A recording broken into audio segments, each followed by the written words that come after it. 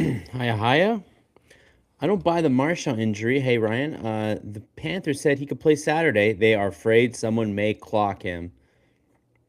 That may very well be true. I guess we'll never really know the truth, but I don't know. All I know it's going to be somewhat anticlimactic for Habs fans tonight, right? I feel like we were really looking for this one, and now, I mean, it's still going to be a good game, I think.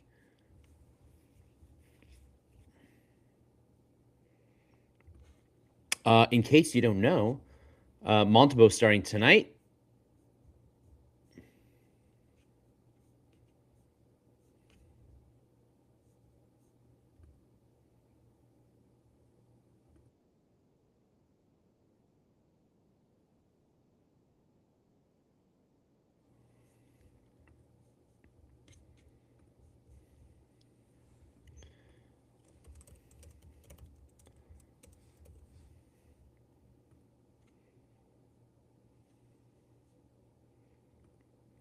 All right, you want some lines? Here are some lines. Texier back on the top line. Obviously, he had 3 points last night. Second line, still a second line. They're still rolling. Bolduc, Dano Gallagher, still the same. Blavin, and Beck. As you can see, Josh Anderson not back yet. Then Matheson, Dobson, Hudson Carrier, Struble, Jackeye. As you can see, Kaiden Guhle's not back yet, but he is imminently coming back because they sent down Adam Engstrom back to Laval. So at any minute now, Kaiden Guhle will be back in this lineup. I guess Dobish Saturday. Yeah, Ryan, you had the sort of the theory that whoever was the backup was going to go in as the starter, and that was pretty sound logic up until this point. But I guess Montembeault against his former club, they wanted to do it. I guess that's the reason why. I don't know. Either way, I think this might be a very important game. I mean, they're all important for Montembeault at this point, but this might be the most important game of his career. I don't know. Three good starts in a row, and I think he's back in the driver's seat as the starter. If he really blows one tonight or next night that he plays, could be back to the drawing board for him. So I don't know. We'll see what happens.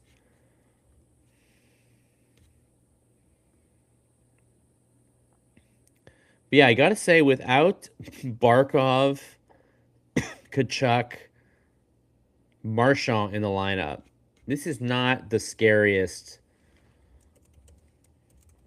Panthers lineup I've ever seen.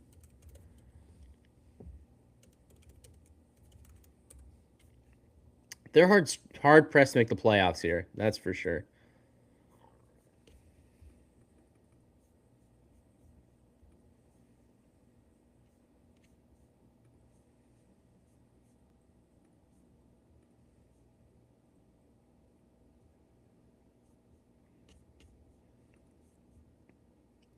Good evening, Rick. Good to see you again. Good evening to all.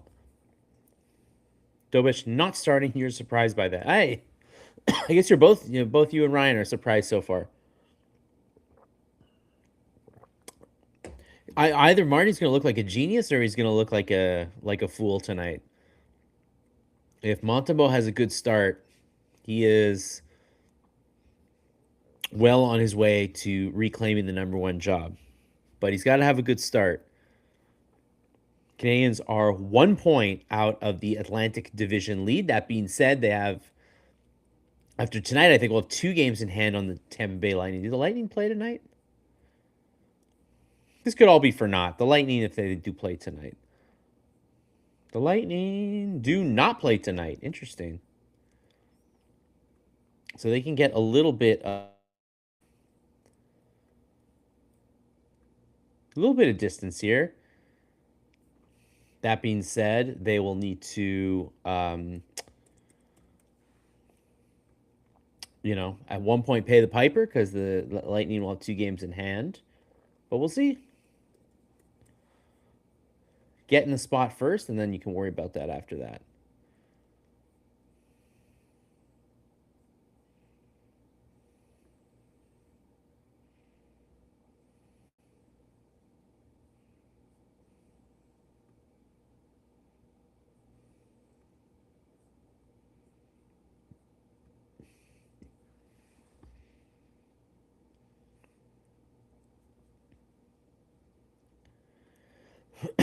Nick Suzuki playing in game 499. Wow. Hasn't missed one yet. Darcy, hey, good to see you, Darcy. I'm not surprised at all with Monty starting. Rick says, Monty can have a good start, but it's at the cost of others. How so? You mean the other goaltenders? I mean, one goaltender out of these three is going to be the odd man out, no matter what happens.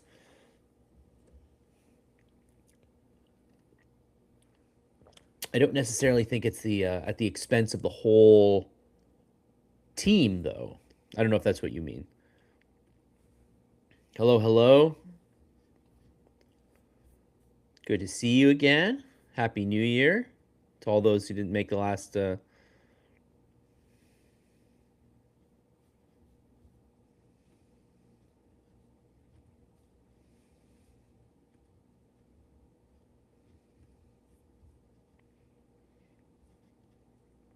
didn't notice that Slovakia announced their full lineup. So we got obviously Slavkovsky, Tatar were already there. Then Dvorsky, Pospisil. Really, Pospisil? He's been hurt all season. No, is he playing? I didn't see him last night against the Flames. Am I crazy? Or is he like in the minors or something? No, he hasn't played at all. He's gonna be on the Olympic team. I'd be pretty pissed if I was Calgary. Yes, the rotation nullifies their abilities. You know, I thought Karen yesterday made a really strong point that the team plays like 11 games the rest of the month, 13 games the rest of the month. Like the schedule right before the Olympic break is crazy. They're playing basically every night almost. So you know what? This is the one time I think you can have a rotation. I don't think this rotation is going to last the season. Or even the trade deadline. I think somebody's going to, one of the two guys who can get sent down is getting sent down. They're just waiting to figure out who. So I don't think the rotation is going to be too bad. It's not going to be, I don't think you're going to see me on the bench for too long. I think they're just going to get through this tough stretch and then they'll make a decision. When I was making cuts for hockey, the last few games were mostly people that I was trying to make decisions on that I needed to see play. I see Fowler and Monty going through the same right now.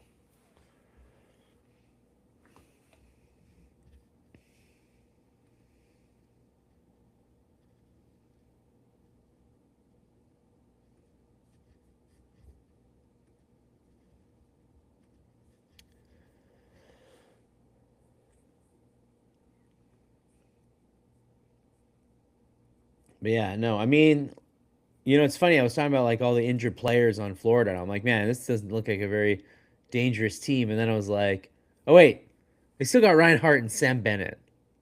They could still beat you with those. Who cares if they're missing their three best players? They still got those two guys, and those guys can beat you. So, all right, not a freebie that I thought.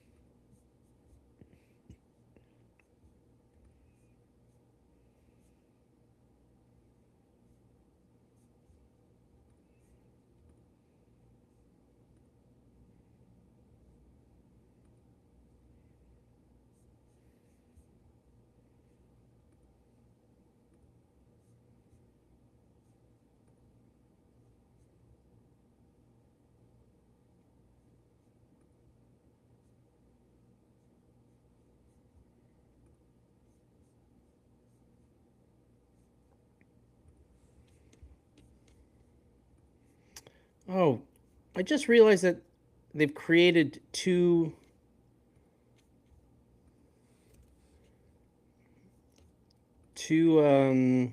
live blogs tonight. Why did they do that? Why did my software do that? Oh, I know why they did that. Actually, I think that was my mistake.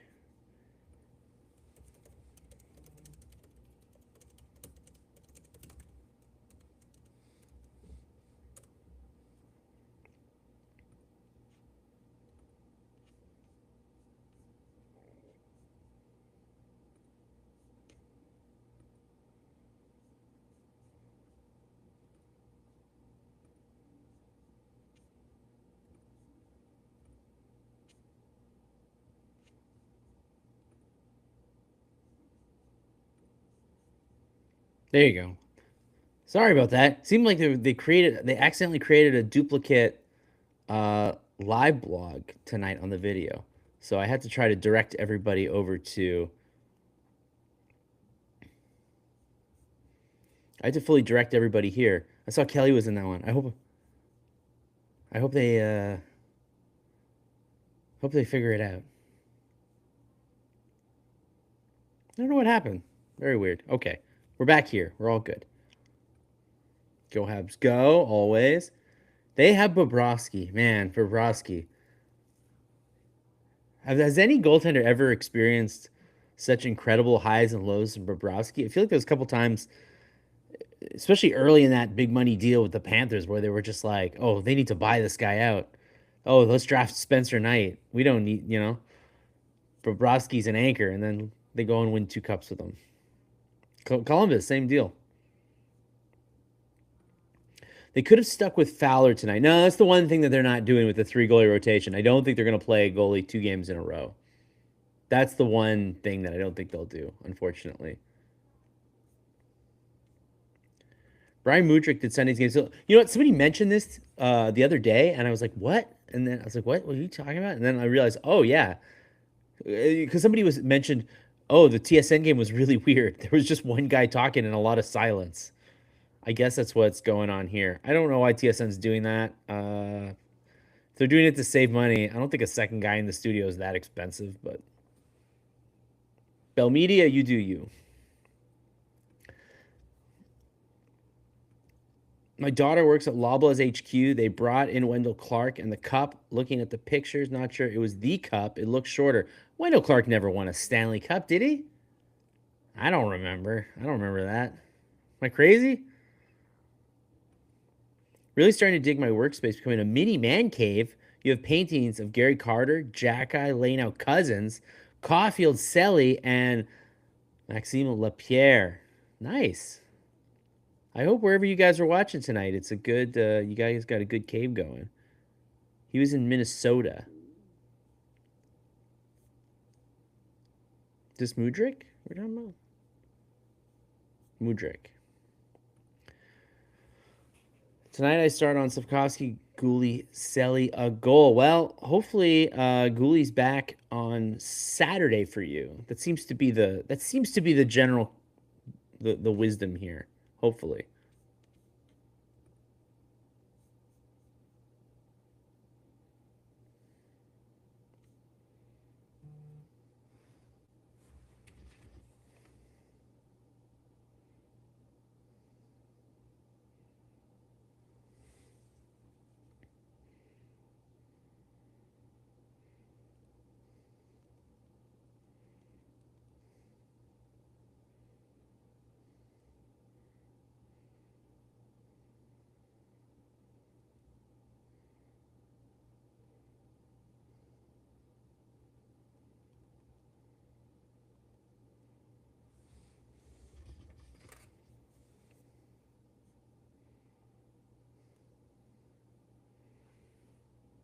Cole Caulfield, your Molson Cup winner for December. Why are they only announcing it, giving it out today?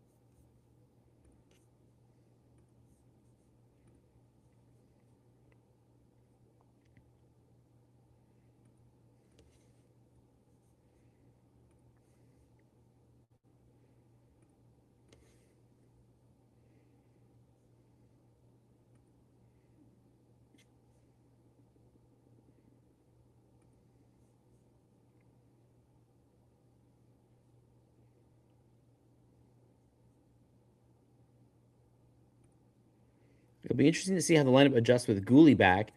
We'll be happy seeing more of him on the PK. I know it's tough because everybody's kind of like doing pretty well in the defense right now, and Carrier seems to finally like figured out where he ought to be. But they can't not have Guhle's physical presence in the lineup, so they'll have to find a way to put him in there. And I agree, PK will be nice. A few years ago, a line brawl occurred here with these teams, and Momesso said it was the ref's fault. I miss Sergio. Where is he at? Howdy, Bob. We need another team effort tonight. We play a lot of games before the Olympic break, so we need to put up a lot of points and pull away from the bottom feeders. I agree. Still too close to they're close to the top of the division, but they're still close to the bottom of the division. So I don't love it.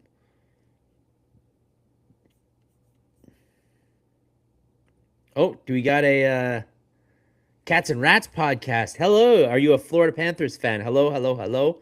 Welcome. It's gonna be a tough one tonight for Florida. Yo, they got injuries. Canadiens fans talk about some of their injuries, but like they don't have, Barkov and Kachuk out. That's crazy. And now Marchand, who's out. No, I don't know. I don't know what's going on. I'm sure he's hurt. I'm sure he's not ducking the Habs at all. I don't know. I'm just being silly.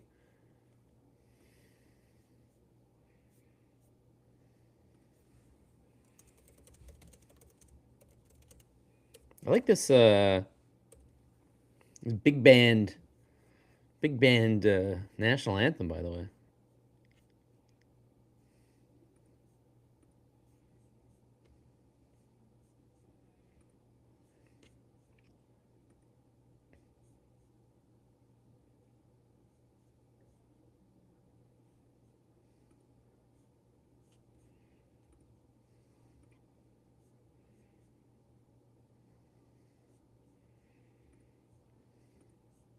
Oh, I hope I didn't accidentally knock out Kelly from that other. Now I feel bad from that other weird duplicate video that they created. Hello, Michael Paul. Good to see you again. Cats and Rats. I'm afraid I don't have a good stream tonight. I have I'm just watching an RDS at home. This is just going to be the watch along. Unfortunately, I'm not able to show you the game that way, but I hope you find one. May the Russian bot sites provide tonight for you. Sam Montembeault and Nets tonight. I don't know how you guys are feeling about that. Remember when Florida had tough guys, Peter Worrell, Paul Laus, and Eddie the Cop, what was this? Jovo Cop. The Jovo Cop Jovanovski. Great player. Good evening, had fans. Little Habs go.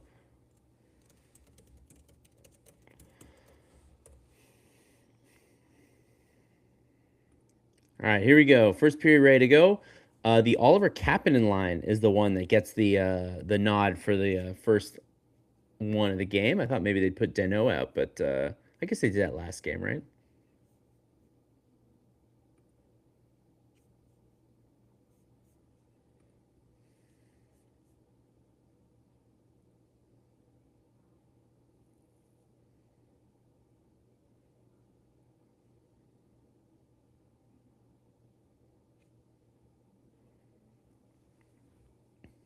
All right, here we go.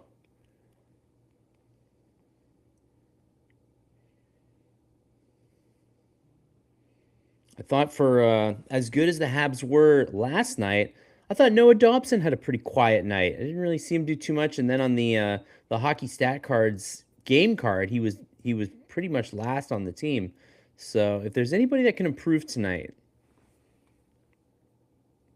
I would say it's Dobson.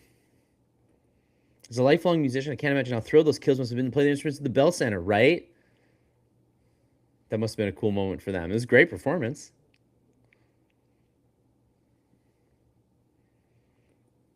If Marchand played, Struble would have started. I know. How do you guys feel about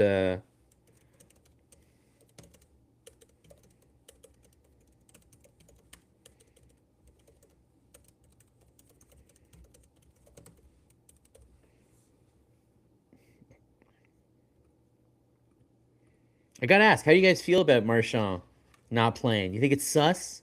Do you feel like it's sus?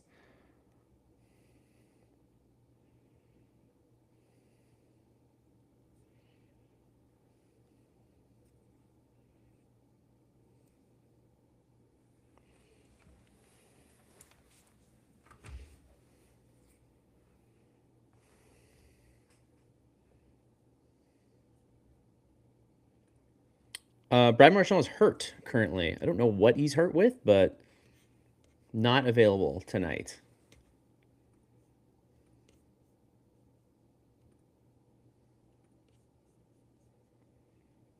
Oh, that's a fun fact. Panthers defenseman Donovan Sabrango is the son of Impact great Eddie Sabrango, I assume.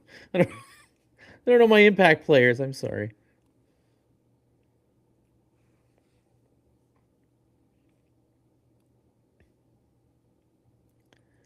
Brad Marchand is not a coward, but that was a dirty hit by him. That is, I do agree that it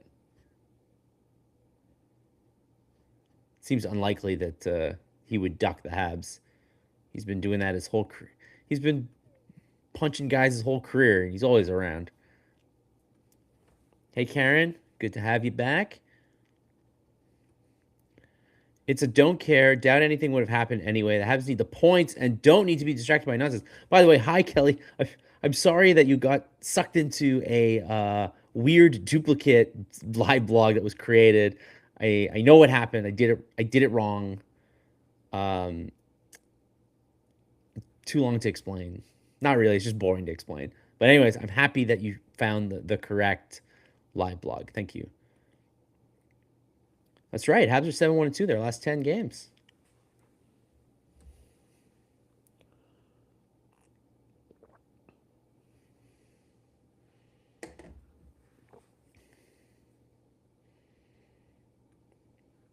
Ray Ferraro and Chris Drury played in the League World Series. They did. I'm curious as to why that's a fun fact today, though.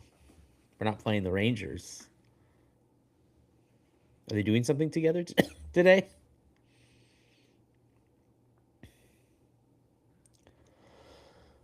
Back-to-backs.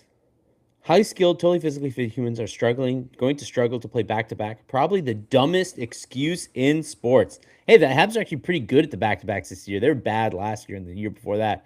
Perhaps it was because they're not that good a team last year. And you're right. Maybe the back to backs are an excuse.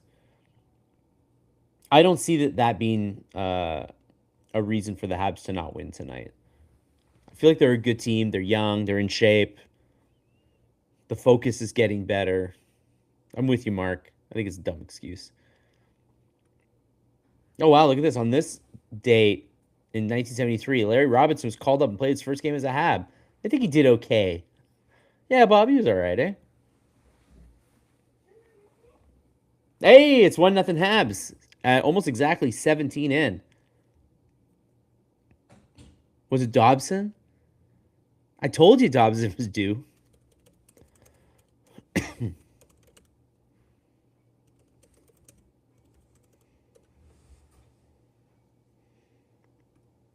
1-0 Habs. Right off the faceoff draw.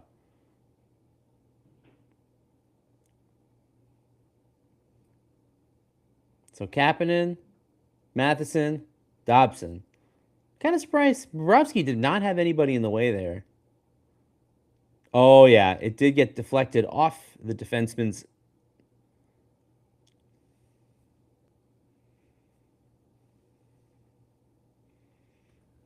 That's true. The Panthers are more depleted than the Canadiens. They're on a road trip right now.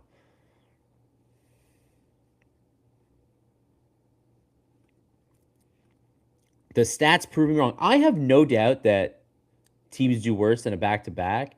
What I'm saying is, I think it's probably a lot of the worst teams that do. Like, if you're a good team, I don't think it's like a little factor. It's like going to Colorado when you play baseball and you go play in the like air. There's definitely like a difference playing a back to back rather than having a night off. Obviously, even I'm a little more tired tonight compared to last night. But still, I think if you're a good team, I don't know if the record is is quite as slanted. That's my belief.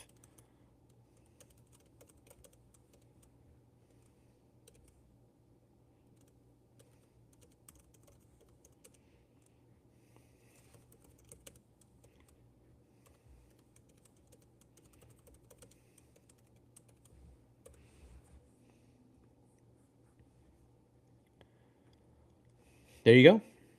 8th goal of the season for Dobson, assisted by Matheson and Kapanen. That was scored at 17:01 of the first. It was the second shot on goal for the Habs. And as of yet, Florida has no shots on goal.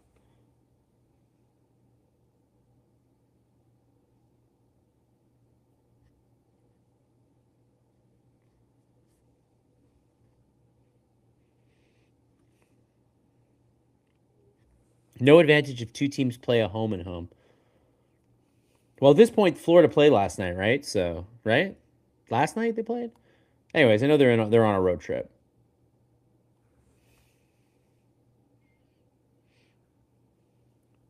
How about it? Texier from a sharp angle. He collected the puck. He couldn't break inside. There was no room, and Bobrovsky knew it, and he really came out to take that angle down.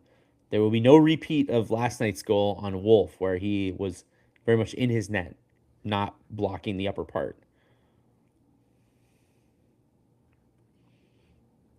Enjoying my drink. Hope I don't have to start on my gummies for a while. Karen, I always remind me that I should have a gummy. Third period, maybe. Maybe not at the beginning.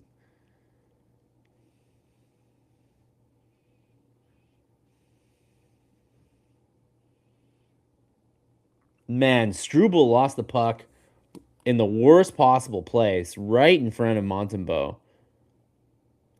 And Habs goalie, man, able to cover it up. Like, let's see here. Yeah, Montembeault across the boards to Struble, and then Struble, oof. The pass just bounced right off him and went in front. Not great.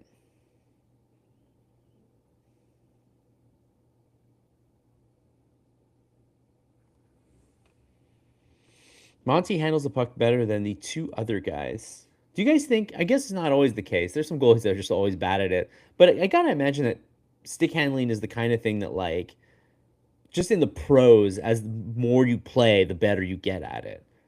It's not a thing that I think gets practiced much in junior. It's been like face-offs. Like face-offs, sure you take face-offs in junior, but I don't know. It's not until you like make it to the pros that you really like hone that skill. I feel like stick handling's the same. I feel like Monty's just got the benefit of the experience. He was all right. He was an all right puck handler when he came in, but Montreal's not going to the playoffs with two rookie goalies. We shall see. I don't know what to tell you yet about the goalie situation. I still think Montembeault's got this, but no guarantees just yet. Last night was the first time I heard Marty say Jack Guy had a great game. Wasn't a huge Price fan, as most of you know, Mark says, but he was probably one of the best all time at playing the puck. Absolutely. Absolutely.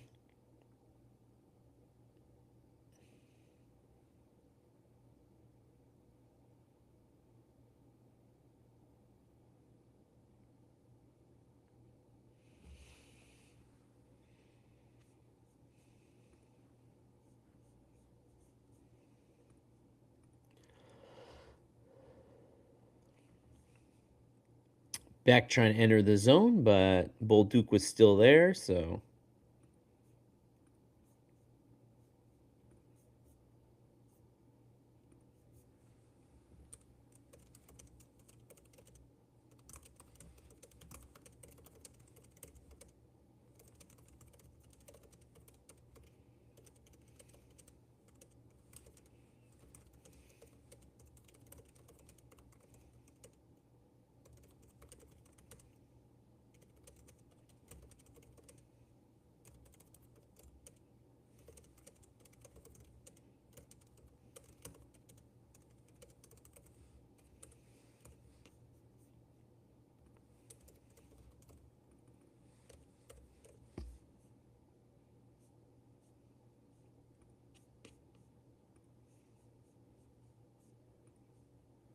Oh, we got a skirmish here.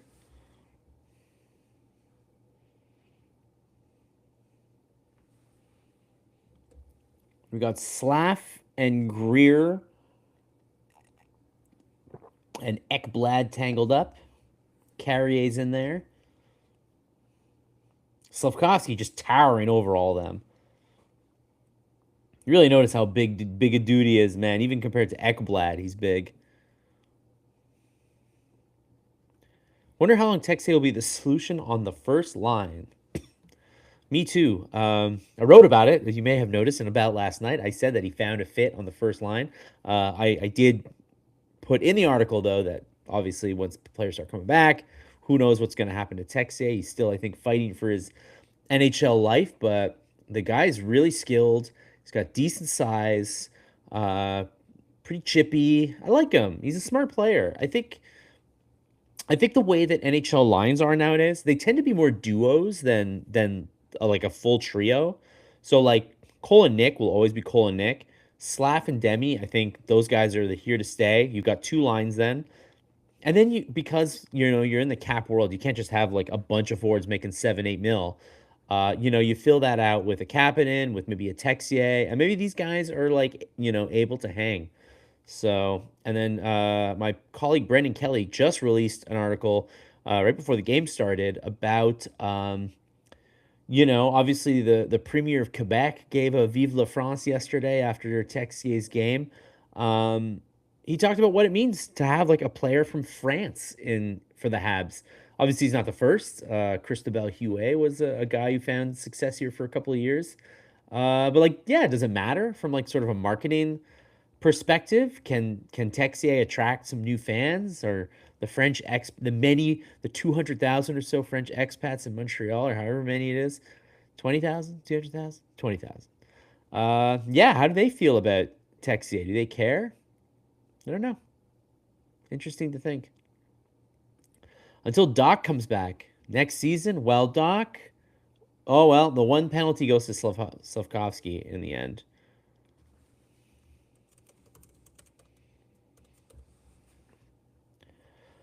Well, he did hit Ekblad pretty hard along the boards. Gets a boarding call.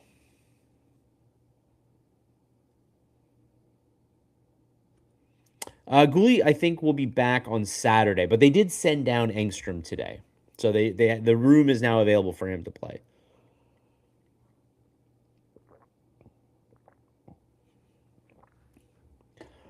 Until the injured players are back and Texier is replaced by a better player, but who's better at this point?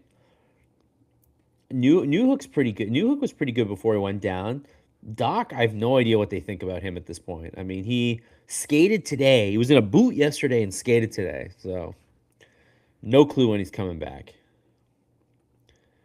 Yeah, Engstrom was really just here because of the injury to Guhle, and they just needed a body. But Engstrom will be back in Laval, where he and Reinbacher can play monster minutes.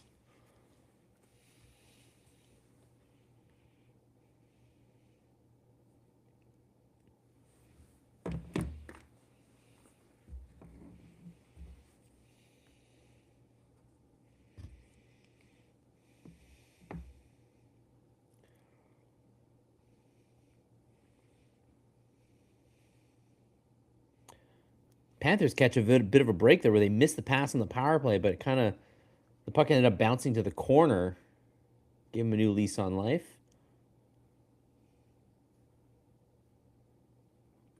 Newhook is going to return hot, but remember, he's only coming back at the end of February. So he's still quite a ways away from coming back. And even when he does come back, is he going to be 100%? That was a bad injury. He might not be right until next season, so Texier might get a longer leash than we think.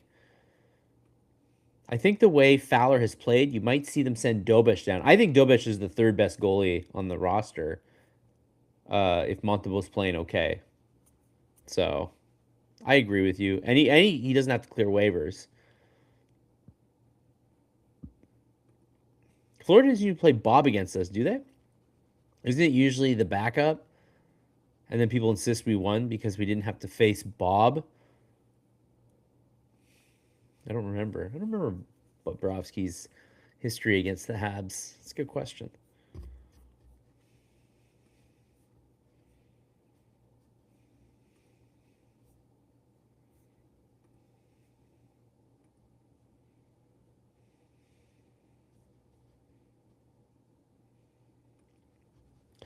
What would Legault have to say about Cole and his French commercial on RDS? He didn't say anything.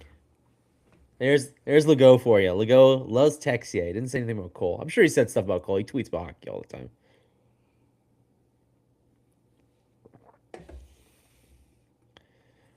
Pat Peake and his ankle. That's a classic reference. I remember exactly the play that you're talking about. Yeah, went to play an icing, right? He went to go back to play the icing and just absolutely went skate first. One of the many reasons why they incorporated no touch icing in the league, or the hybrid rule that they have.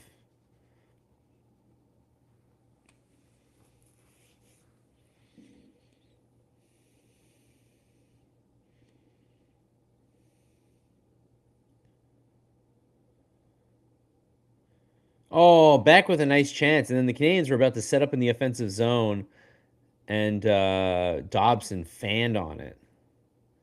Bummer.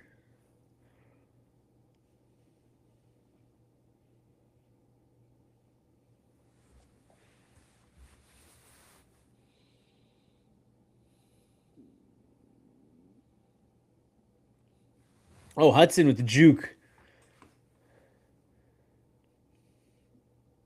Gives the puck to Texier, but can the Habs keep it in? They cannot keep it in, and the Panthers try to go three strong up the ice, but they get clogged up at the blue line. By the way, the power. Sorry, I totally forgot to mention the power play's been over for quite some time.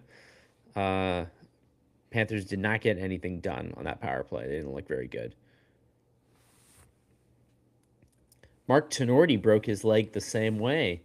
I don't remember the Tenorti one. I definitely remember the Pat Peake one. I don't remember the Tenorti one, but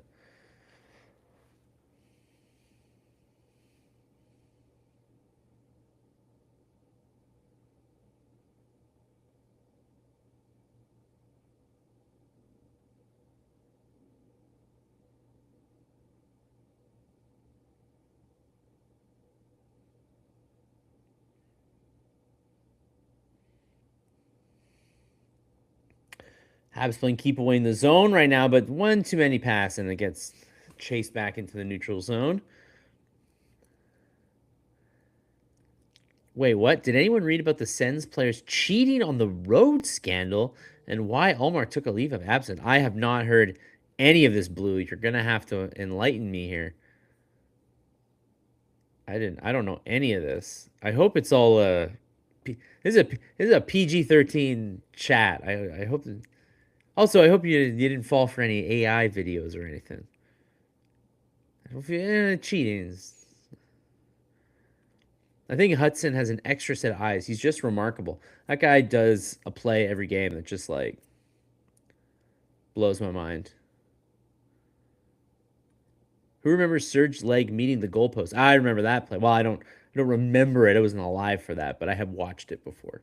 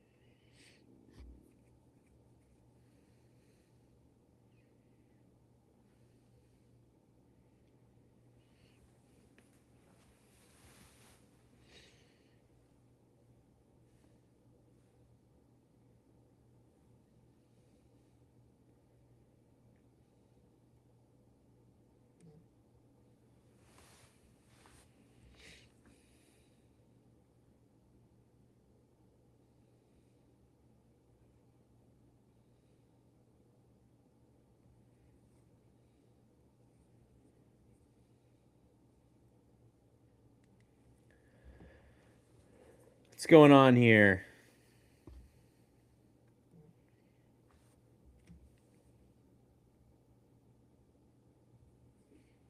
Oh yeah, what a cheap shot. Well, Balinskis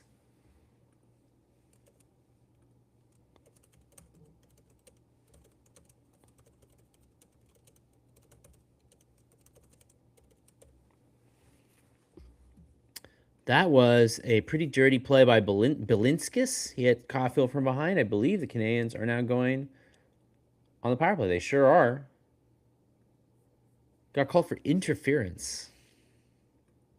Go Caulfield. Were you goal Caulfield before, or were you always go Caulfield? Maybe you were always goat. I saw Yzerman tear up his knee on a goalpost in 1988. Yeah, I've seen that highlight too. Yeah, exactly. The Nets did not come off easy then. There were some heavy ones.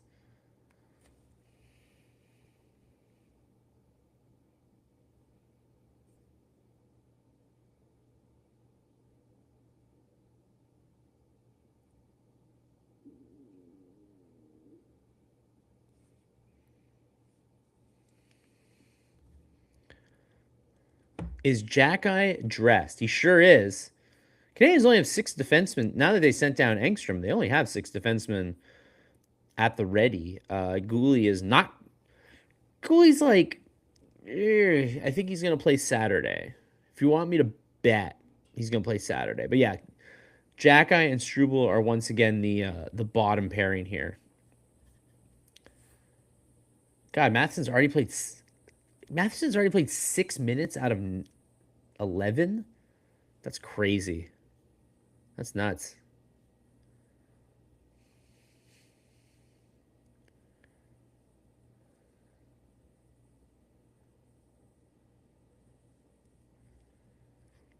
All right. Well, I won't post it. Blue gave the tawdry details about Ottawa. Well, we do know that Ottawa's had some issues before, back in the day, but I'll leave it. I'll leave the personal lives to the players there. We'll say, but I do know that Allmark today they did make a roster move. He is not currently on the roster, so he is on leave. But now his like contract, I guess he's on some sort of leave or LTIR, so he's not counting against the cap right now.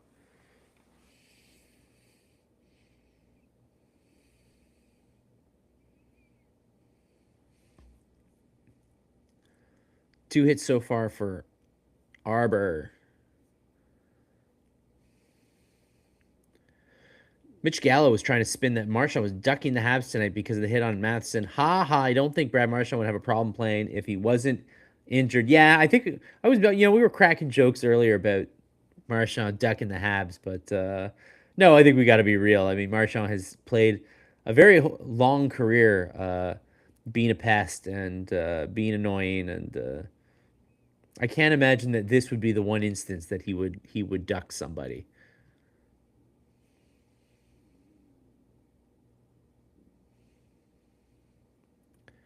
Fake news, that stuff does not make news and is kept under wraps. Stick to hockey. Yeah, it's complicated because these things do. Look, the players, it's funny, the players' personal lives do sometimes cross over and affect their play on the ice in ways that we don't. Sometimes we know it in ways that we don't know. But at what point do we get to write about that under the like guys that, well, this is of journalistic merit? So I think like a good example would be, when Zach Cassian got arrested. That is of journalistic merit. A guy cheating on his wife with another player's wife or something like that. I don't know. We typically wouldn't cover that kind of thing.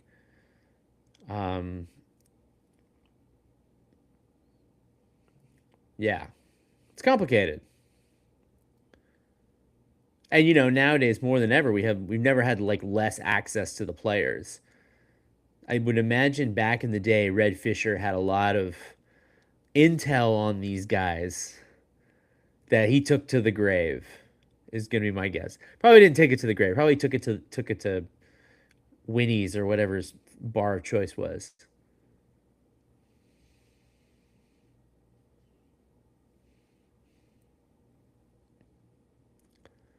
Lindros and Brindamore. Yeah, I agree, Mark. Sounds like a soap opera. Keenan and Al Ifredi's wife. Or Gary Lehman. Yeah, is it Mike Keenan or Gary Lehman?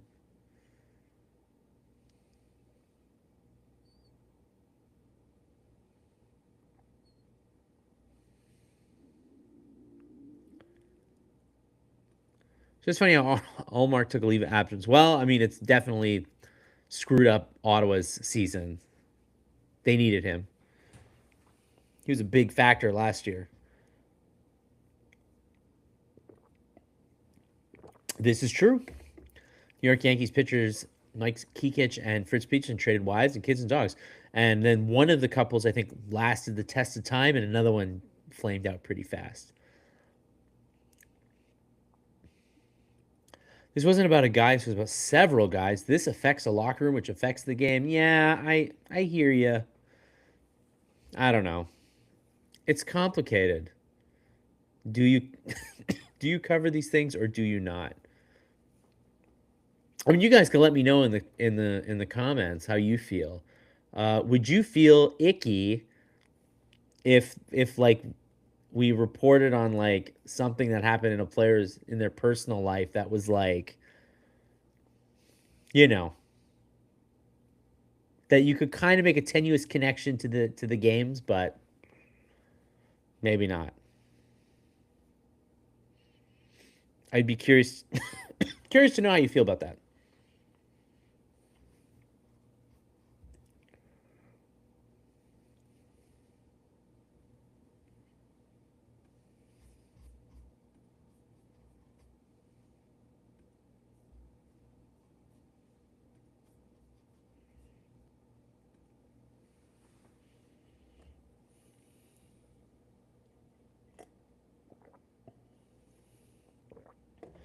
Yeah, I'll ask you that question while we're on break.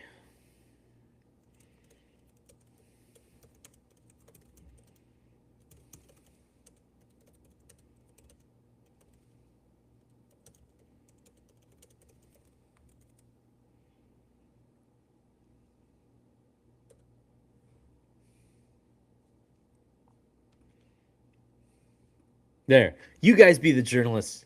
I won't be the journalist for this. You guys be the journalist for a second. You tell me, should the players' personal lives be off limits for the media? What do you think?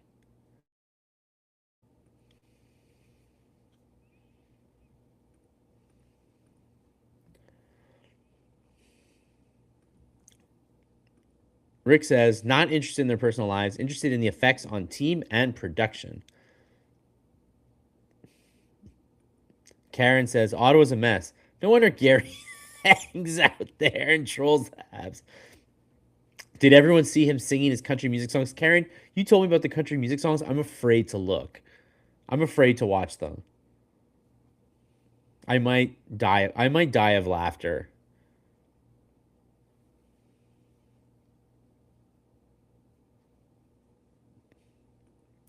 Character counts. Remember the junior hockey scandal? Well, that's different. That's illegal.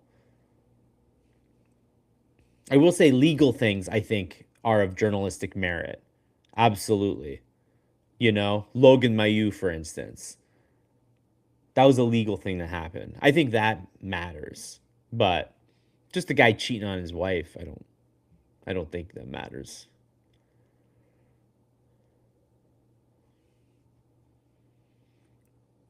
All of these meatheads mess around anyway. Most have the IQ of a farm bull. Damn. Lots of BS about Carey Price and his personal life on the tabloids here. Yeah, do you remember like what was it last summer? Uh, they reported on during the Olympic break or during the Four Nations break that Cole Caulfield had a couple beers. That's a bit like, who cares?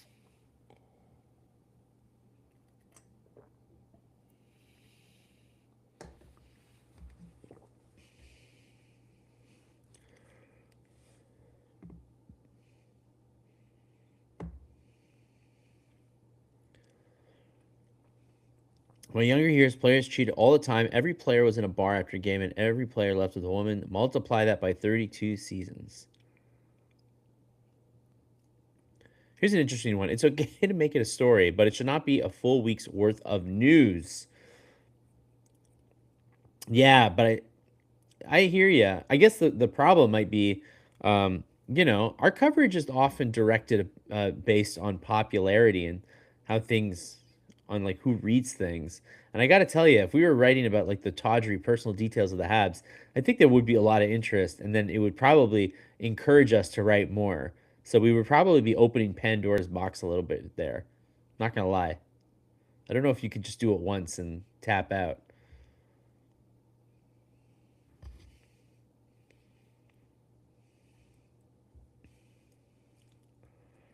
I mean, that's it, right? Knuckles wrote about it. He's got the book. He's got the one-man play.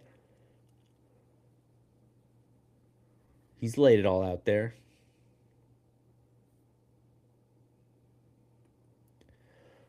Someone should tell that to Jack Todd, and that we should, in that he does or he doesn't talk about the personal lives of the players. Do you think he gets like a little too in there? Curious to know, Team Warrior, thoughts on Jack, on our boy Jack.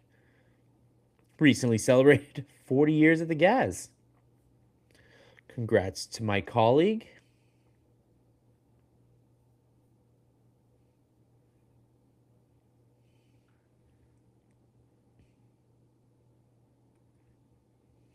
I think so. Fourth line, nice the shift for the fourth line, keeping it in the zone. We're down to 2:50 left in the first period. It's 1-0 Habs. Dobson, your goal scorer. Kaiden Matheson, your assists.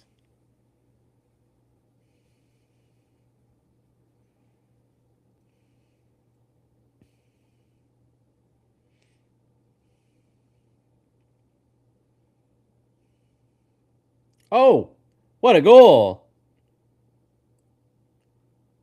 Kapanen again.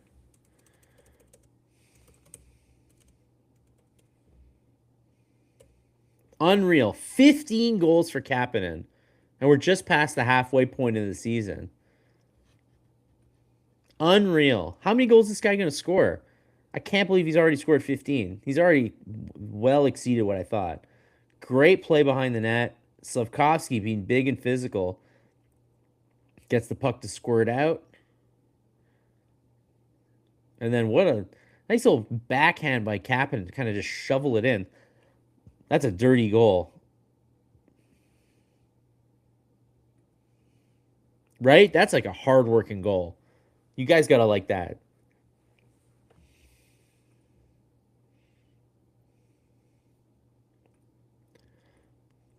Can't get over how Kapanen's performing this season. Unbelievable. Makes total sense that... Slavkovsky to the box.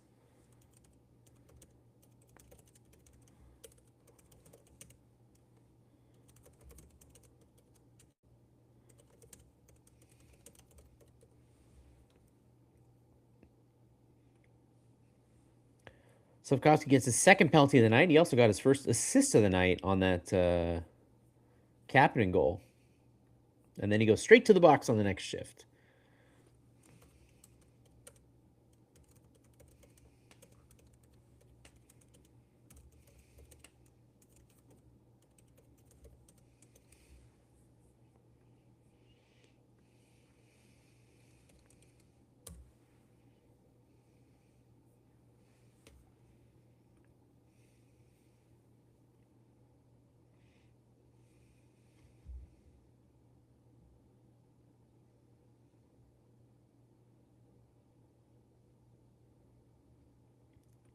So wasn't Demidov supposed to be our candidate for Rookie of the Year? And then along comes Cappy. Well, they're both.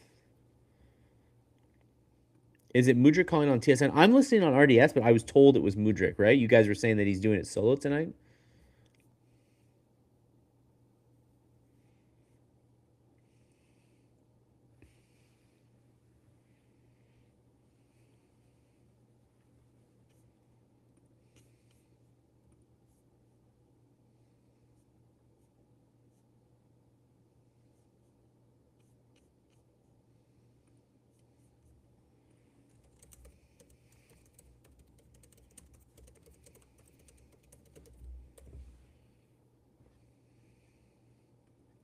Roman Hammerlick's at the game tonight. I loved Roman. That guy was good, man. He played some big minutes. He did a great job turning in his career from like when he was young, drafted first overall, was super flashy and skilled, and then in his 30s, he just became like this hard-nosed, big-minute defenseman. Loved Hammerlick. Had some big years when Markov was hurt. I'll never forget that.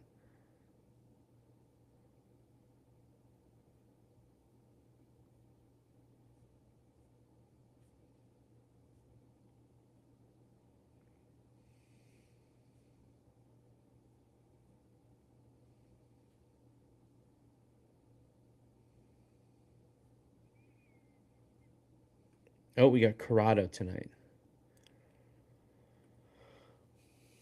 I wonder if Kapanen has a chance at the Calder if he continues. I don't think so. I think Schaefer's like a shoe-in for a nomination. And then they've got Demidov still got more points than, and then Seneke, I think, is the one that people really like.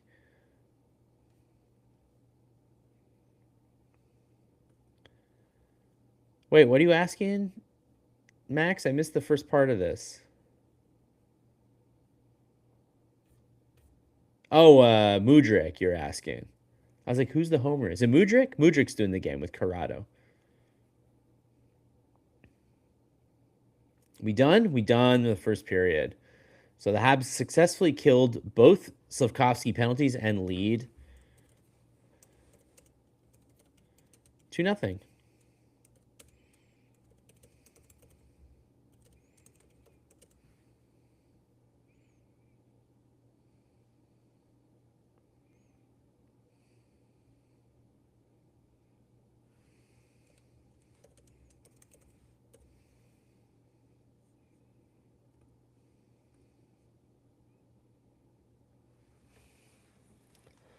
I mean, what'd you guys think of that period? That was a pretty solid period, I gotta say.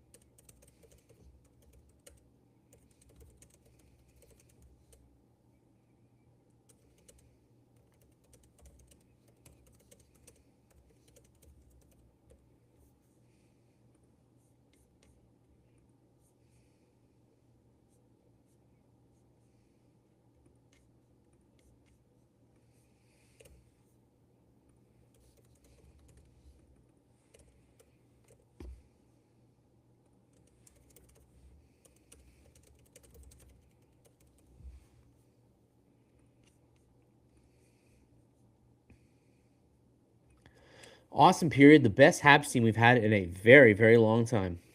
Good period, says Kelly. Oh, yeah, to answer Mark's question, Veleno has value. He's a 13th forward. People are acting like he's a top 9. I think that's the thing. I think he's a perfectly adequate 13th forward. He's actually done pretty well lately on the penalty kill, on the face-offs, and hitting. He's second on the team in hits. So I think he's doing okay. I think, unfortunately, it's just a numbers game. And to me, after Beck, he's the guy who gets knocked off, especially when Evans comes back. Good period. Florida looks like a team that played last night. No energy. Well, the Habs also played last night. If he was gone, would you notice? That's for Joe Veleno. If he was gone, would you notice? Playing as well as last night. TSN on Sportsnet is 15 seconds behind as usual. Veleno is effective when he takes the body. When he does not, he's invisible. Yeah, I think that's good. I need to type your comment. I need to type my comments more so we can see them. People are listening to the broadcast. I know. I got to do this time. I got to do that. Sorry, I will do that more. I don't usually have that much interesting things to say, though. I'll try.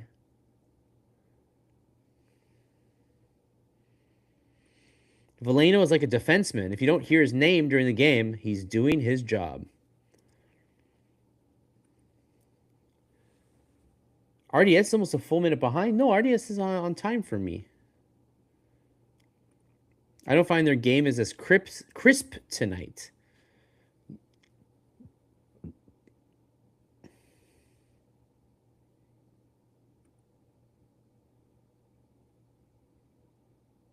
Florida didn't play last night. Oh, it's the second game of the road trip. That's why I keep getting tripped up. Second game of the road trip.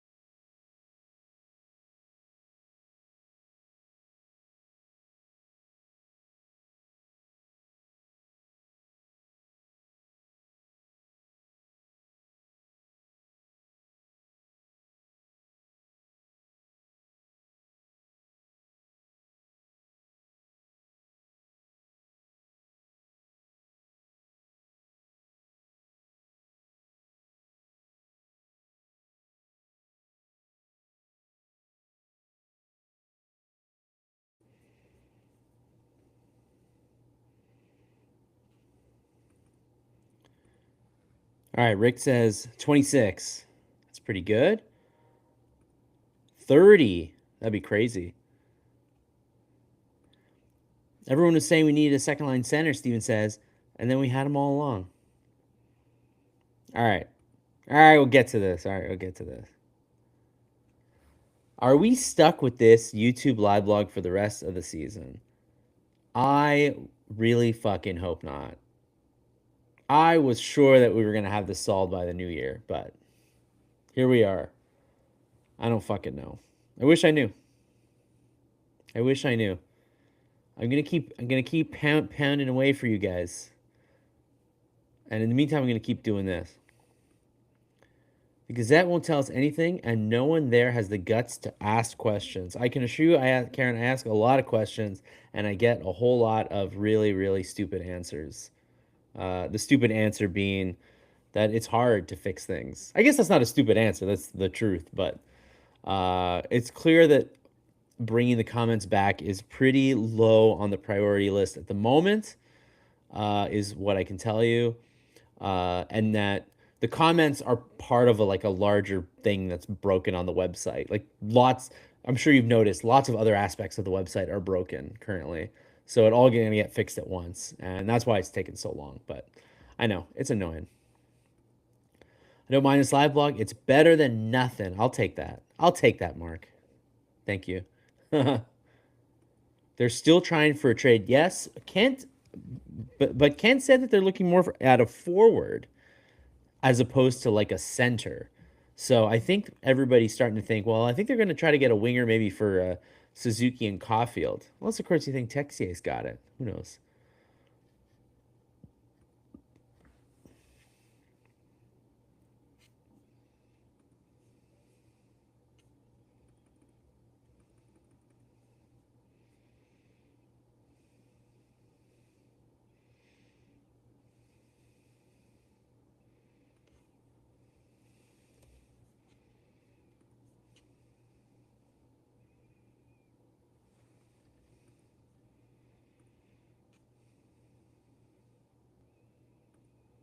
It's good their ads aren't broken. That's fun. It's funny you should say that because the ads were broken, and that was the one. That was the one thing that precipitated us to have to make a fix that broke everything else.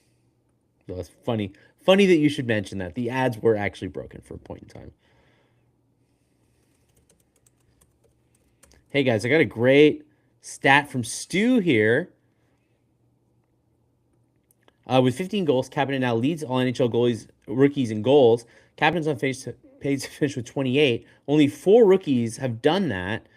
Joe Malone, Chell Dallin, Bernie Geoffrion, and Guy Lafleur. Not bad. We are not currently on the Post Media Network, basically. Again, because if you remember the whole website migration we did last year, bumped us off the network. And then we had to get back on the network, but we're not like fully back on the network. That was kind of what happened. Can someone who does that stat thing look up and see how many times we faced Bob last season when we swept them? Yeah, what is the best way to check that out? What I can check is the Bobrovsky game log.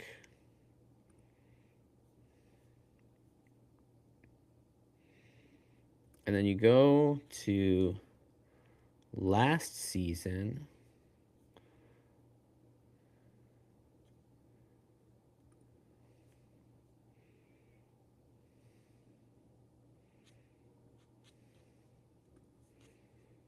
Okay, hold on. I got the stats for you.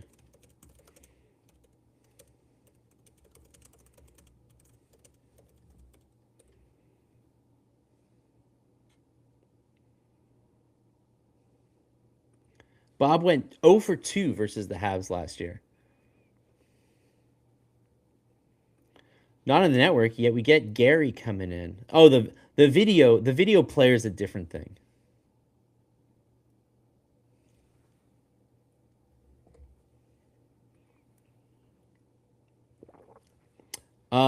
Why would we pay for I mean, nobody pays for moderators anywhere, Karen. I don't know. This is not Reddit. Nobody cares about nobody's paying for moderation. And honestly, I can tell you the columnists are equally angry that we're not getting comments right now because they want people to comment because that's how they get ideas, basically, on what to write and what people are interested in. And right now, everybody's kind of flying blind a little bit. Actually, our analytics are working pretty good. I can tell you that the analytics are that part isn't broken. Though I don't like the website that we use for analytics though. I've used Chartbeat before. I prefer Chartbeat, but that's a technical thing.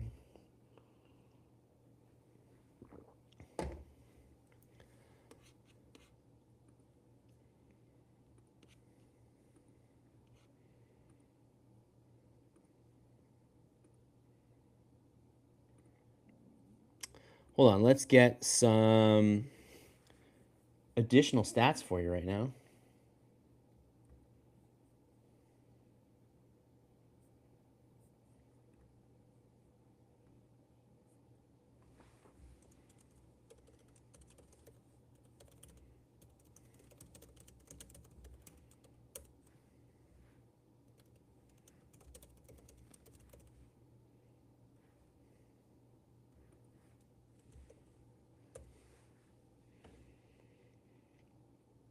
All right, the Money Puck deserve to win meter has the Canadiens at 56%. I thought they'd be a little higher than that. Because Polymarket, I will tell you, has the Habs at 82.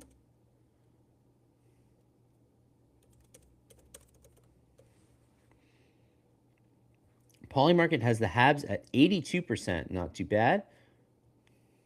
Or 80, or specifically 82 cents per dollar being spent, is currently being spent on the Habs.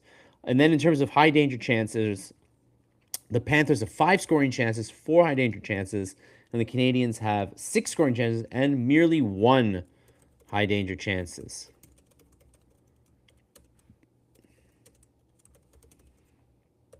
So not bad right now for Montembeault. Montembeault's having a good start so far.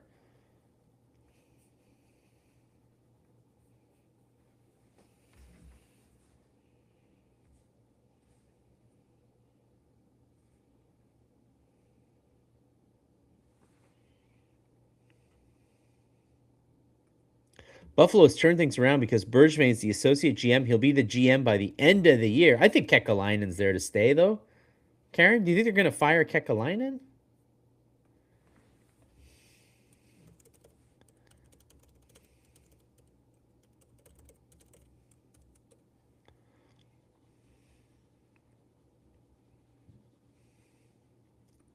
Pacioretty is one of Michael Hage's coaches in Michigan. That's a good thing, right? Is that a good thing or a bad thing? How do you feel about that? Hey, I mean, the guy knows how to play in Montreal. I'll tell you that much.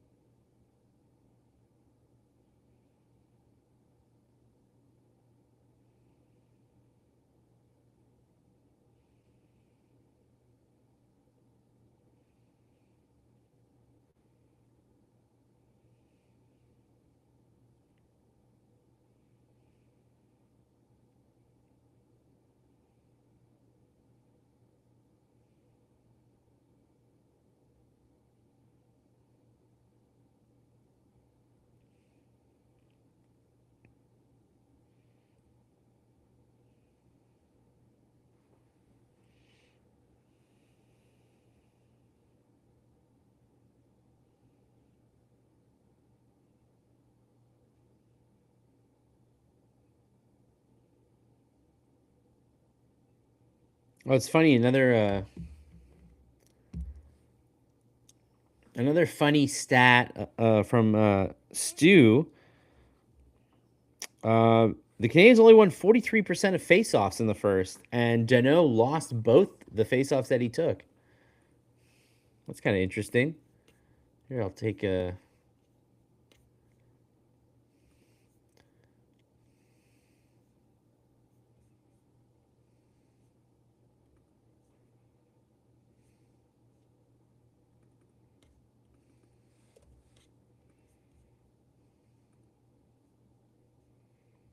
Oh, you think they will get rid of Kekalainen for Bergevin? Interesting. I can't say that I followed Buffalo too much, but that would be pretty wild if they brought Kekalainen in and then just brought Bergevin. But I will say Bergevin is definitely an aggressive customer. So if he wants that gig, he's definitely going to try to get it.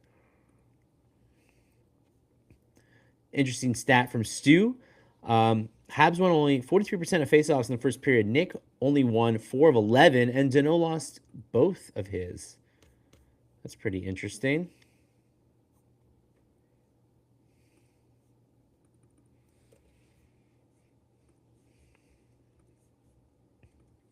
And then also from Stu.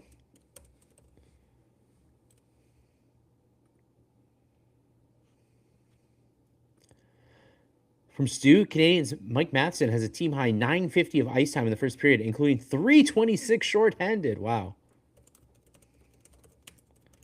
Okay, we are back for the second period.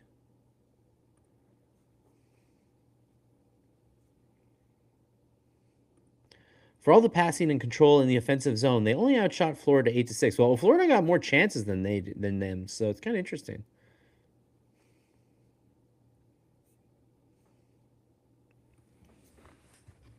All right, siren goes. Off we go for the second period.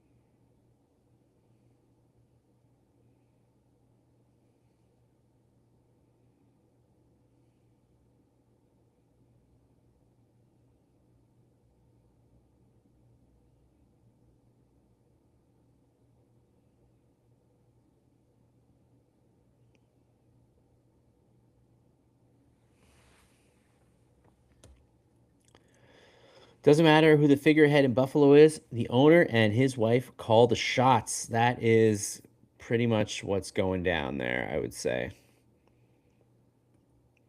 We didn't make a mistake, but the Bergevin hated is complete nonsense. Half our team is still Bergevin picks. Toronto made a huge mistake hiring Treliving over Bergevin.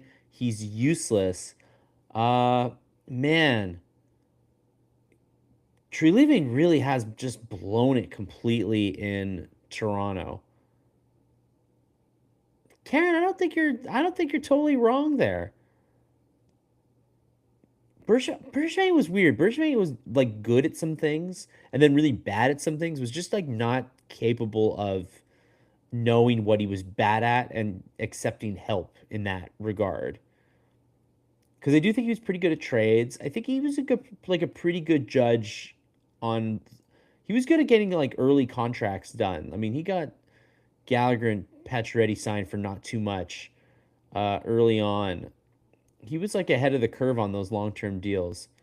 And then he just kind of like lost it after a while. I will say he also just like got stale, which happens. Pet peeve of mine from Marty is time management of defensemen.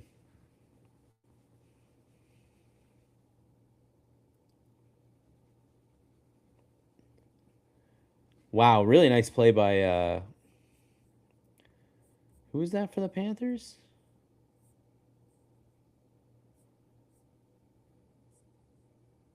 Oh, Samoskevich. Very nice. A lot of speed in there. Yeah, Tree Living made a terrible trade trading Kachuk. I mean, I know he like didn't really have much of a choice, but the contract, the Huberto contract was a mess.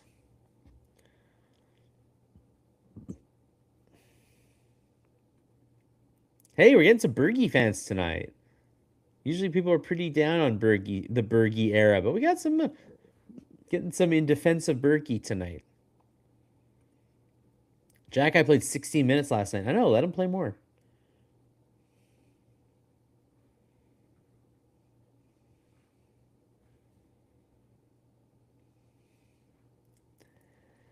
Radulov had zero interest in staying with the Habs and screwed us over royally.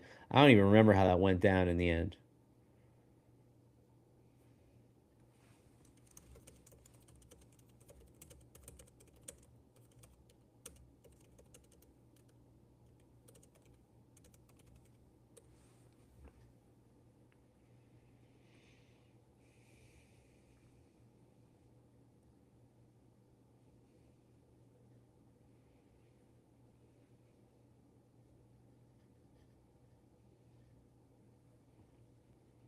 I mean, I will say this about Radulov: whether he would have stayed or not, probably wouldn't have been the difference maker that they were looking for.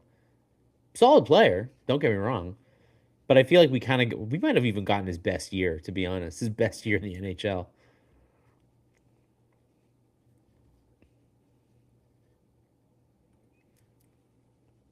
Oh, yeah. Samskovich had a chance to lift a backhander over Montembeault on the break and just had the puck skip over. Hold on, I wanted to say Nick Suzuki was at Mark Bergevin's highlight, but he didn't want Nick. He wanted Cody Glass and Eric Branson before he settled for Nick. I will say that, although that is true, that does happen with a lot of GMs where they actually want someone else and then get this other guy and look like a genius. So he's not unique in that regard. You look at Bergey's win loss, and it was pretty good. Yeah, but he also had like the best goalie, arguably, of his era, and he just like never gave Price the team that he deserved. Honestly, is how I feel about that.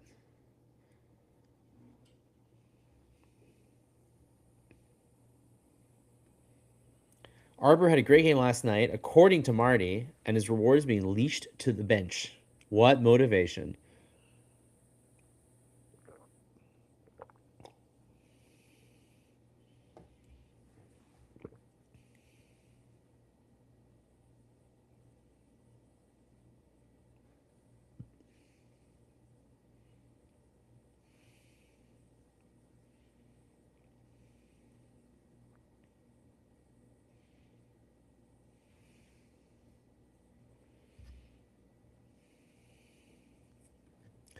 Markov's biggest mistake was going into negotiations with no agent, and he even admitted that after.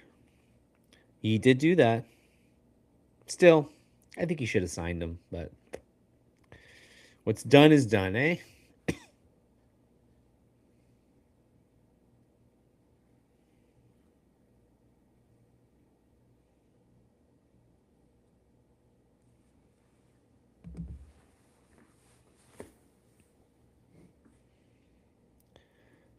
Bergevin wasn't perfect, but he can spot talent a mile away. Treliving gets played by everybody, including RIP Johnny Gaudreau.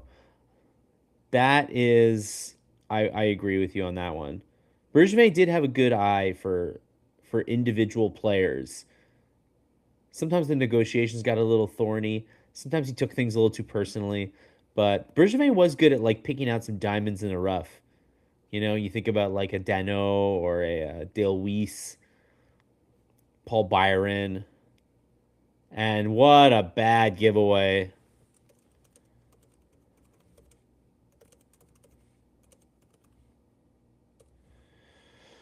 Ay, ay, ay.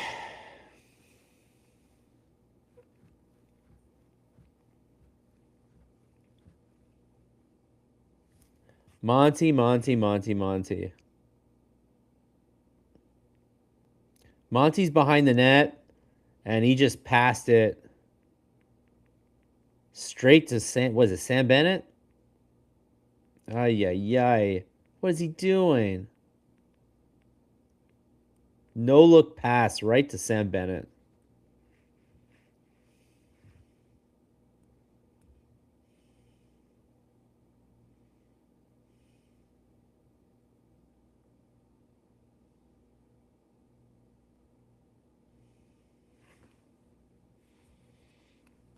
Ooh, and now Lustarin and Dobson are fighting in front of the Habs net.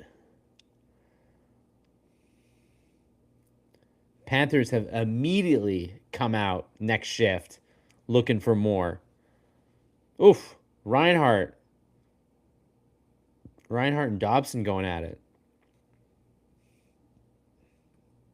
As usual, Montembeault gives up a free goal. Yeah, that was the subject of Brendan Kelly's column last week or earlier this week. That Montembeault, even when he's playing well, still gives up that goal every night.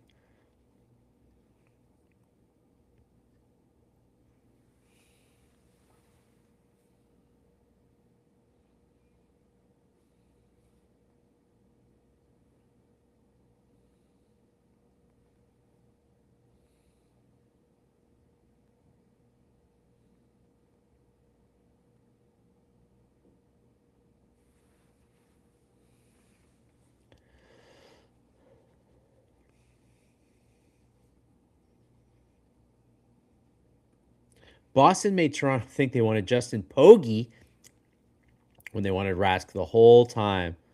I mean, it's possible Bergevin did that with the Vegas for Suzuki. Well, we might never know. They might take that one to the grave. There isn't anyone happier than me that we have Hugo and Marty St. Louis. I'm just saying that the Bergevin hatred is nonsense. Yeah, I mean, that's it, right?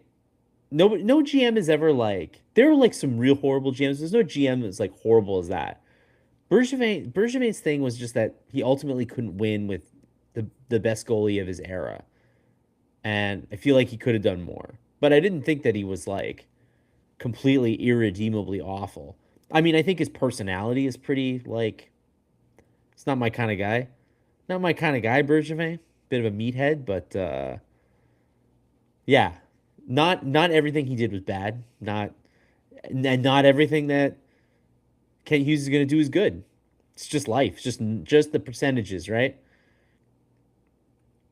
Why can he never ever go a single game without a brutal goal? I know, Mark. Isn't this like super annoying always?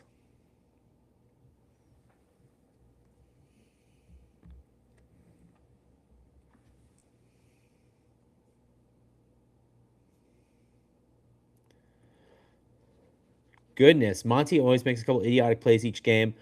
We play that well, and I'm sorry, but that just deflates the team. Bad communication on the Monty gaff. People have short memories. Monty held us in many games last year when we were hopelessly outclassed.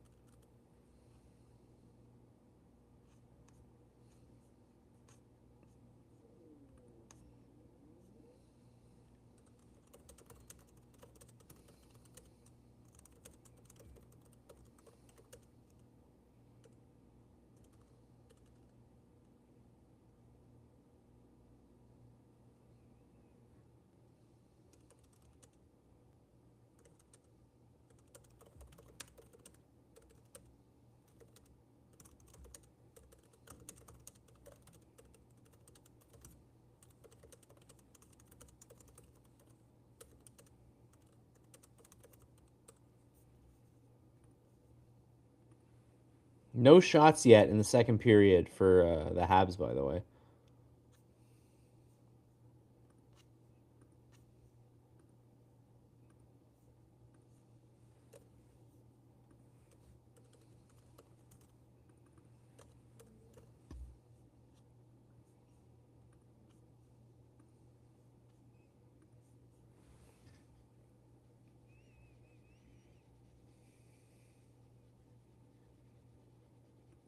I'm thinking Berkey made more terrible decisions regarding his coaches, than his players.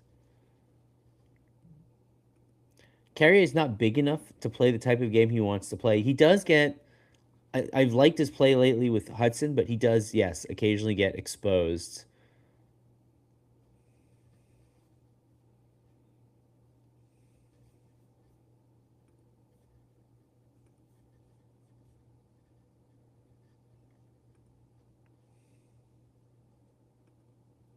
This too.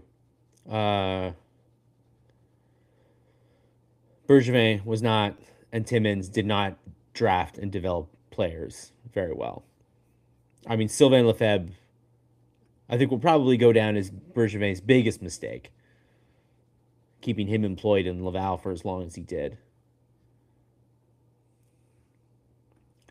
Tinkerbell's a shadow of his play in October. Well, he was the Molson Cup winner in December, so he was technically the best player on the team in December. So I don't know. I don't know about that one.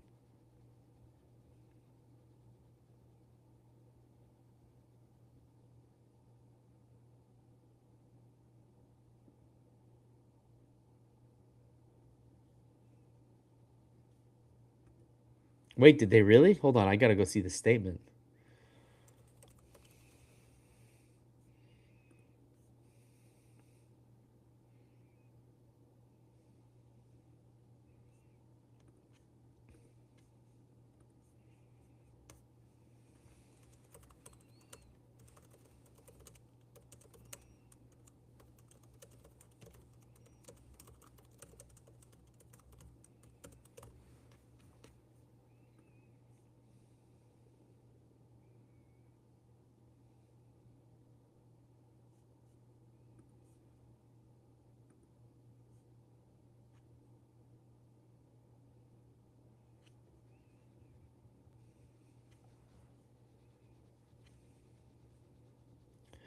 Well, you know it's bad when they gotta actually release a statement about it.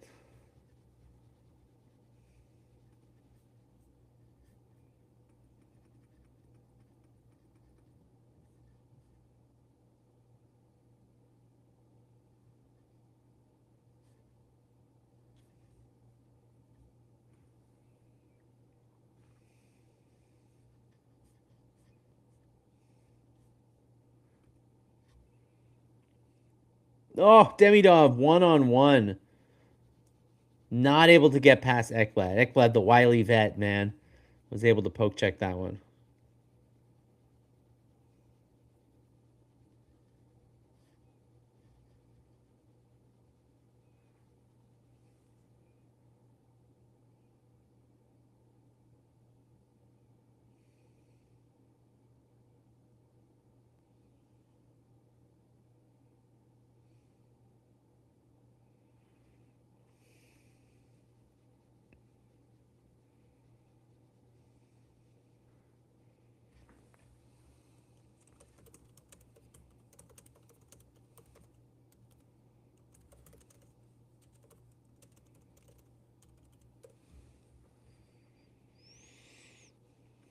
I'd say that the Panthers are playing a more physical game in the second period. Seeing them being a lot more active around Montembeault. Look at that. Just walked right into him.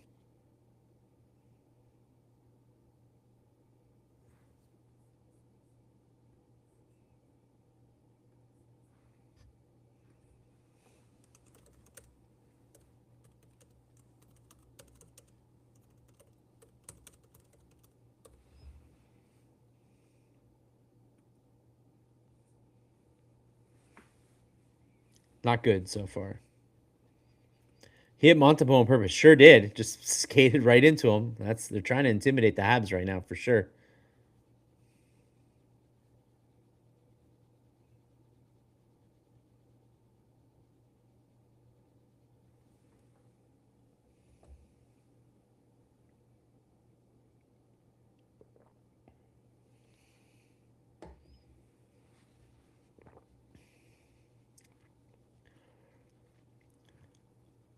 I would say, Timur, that you're saying that like not reaching 40 is like some giant failure, but if he's like on pace for what, like 38 goals, I mean that's still be a pretty solid season, and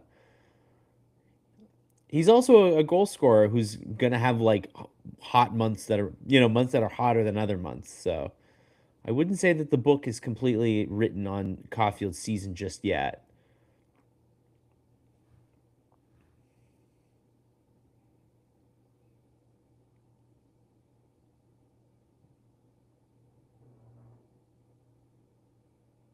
There you go, odd man rush here, 3-on-2. Can the Habs make something happen here? They're now only down. They're only up a goal with just past the midway point of the second period, actually. And they're down 14-8 shots. They have not taken a shot yet this period. So, not a good period for the Habs at all.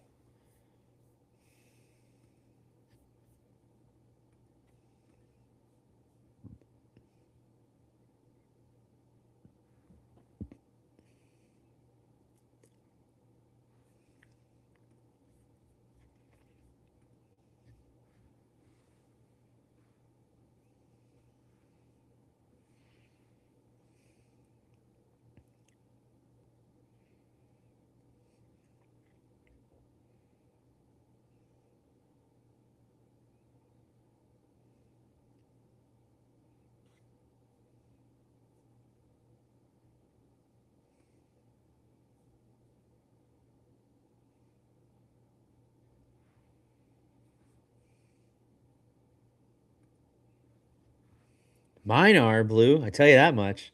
I'm just sitting down and my legs are getting tired.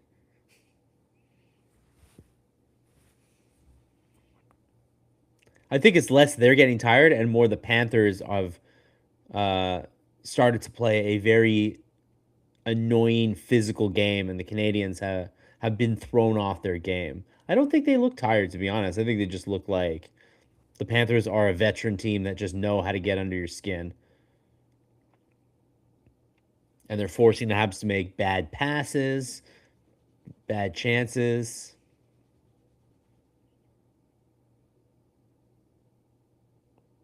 Nice chance by Luke Kuhn in there.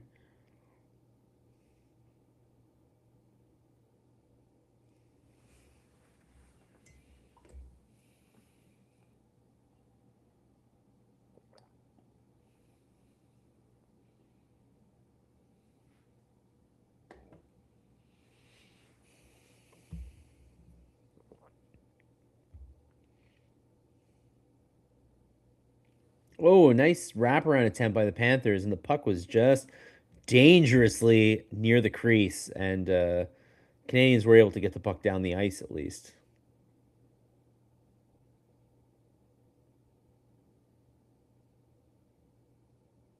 Uh-oh, left wide open.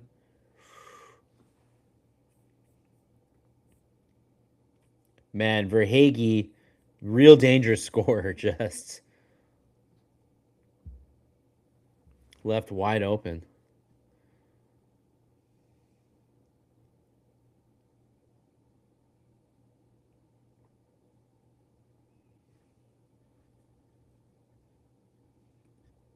No shots in the second. They got to pick it up.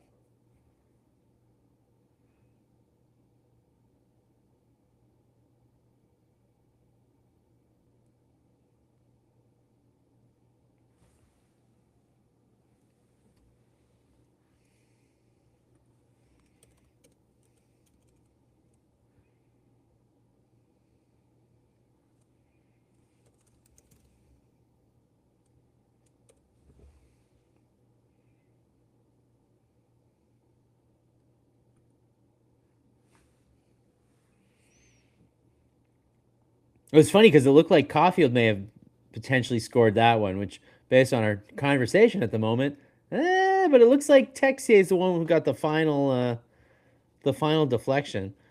If it's onside, oh my God, Ryan, don't even tell me. I don't even want to know. I hate these offside challenges. Bane of my existence.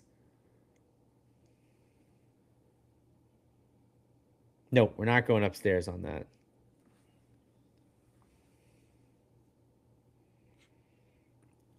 Gonna throw this one out there. Owen Beck is not where I thought he'd be at this point. Yeah, he so far does not look like he's ready for prime time. Not to say that he won't ever be, but right now he's not an NHL player. A French poke? The French tickler?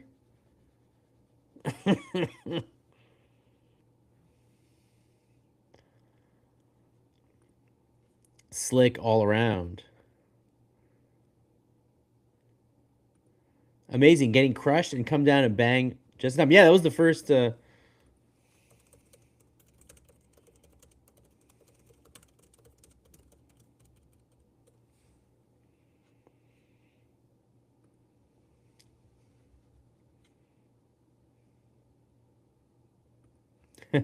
got some baguettes and some French flags here. Vive la France!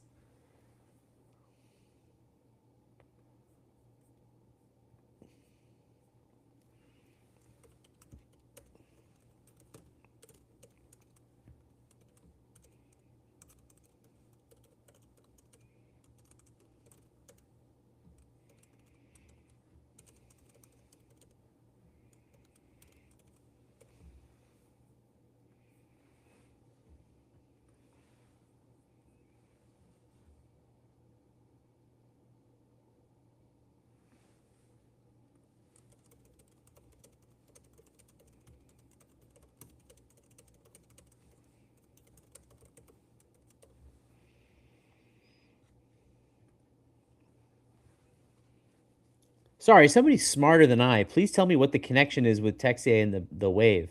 Is the Wave a French creation? I didn't know that if it was.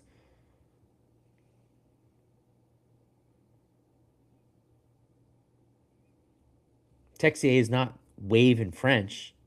It's pas vague.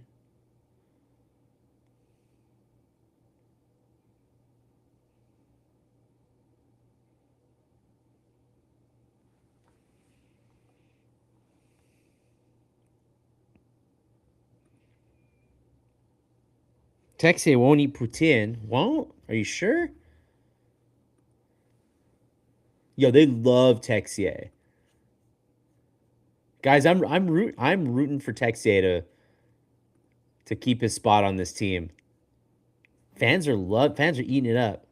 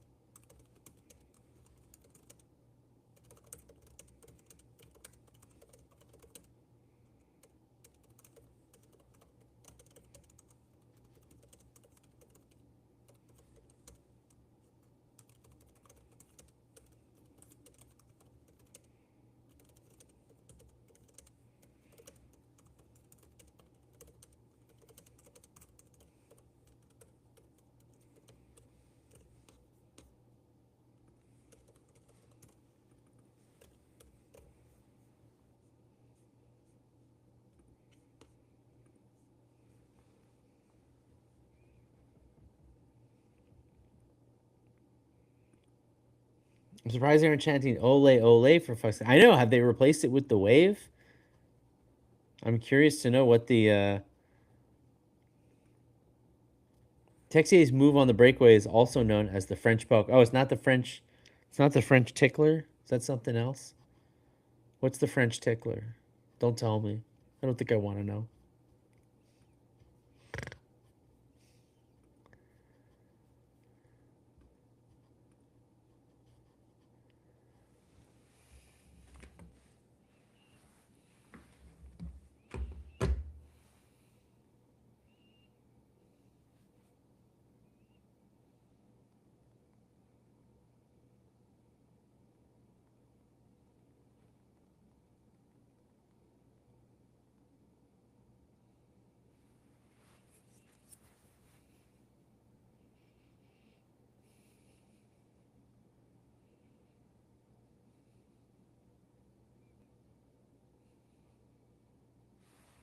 Oh,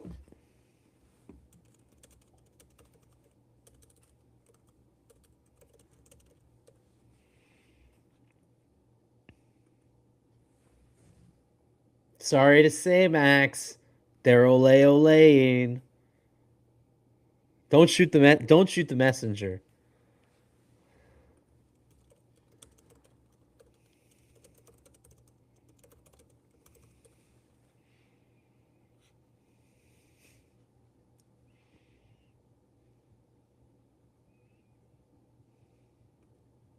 I know. Where's Harry to tell them to stop? Shots 15-10, Florida. Yo, Florida's dominated this period, Max. This is, you know what? There are some nights where the Habs dominate the period and they don't score, and the other team scores, and we're all like, ugh. Well, tonight's the night where the shoe's on the other foot. Florida's dominating, and the Canadiens are scoring. Hey, happens sometimes.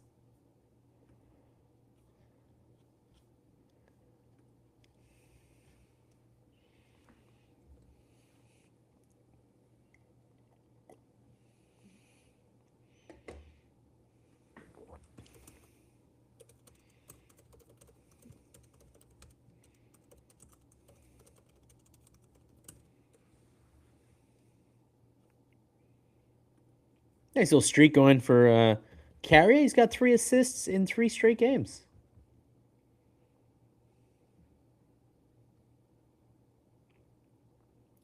Ooh, Caulfield with a nice chance, and then Texier was in front.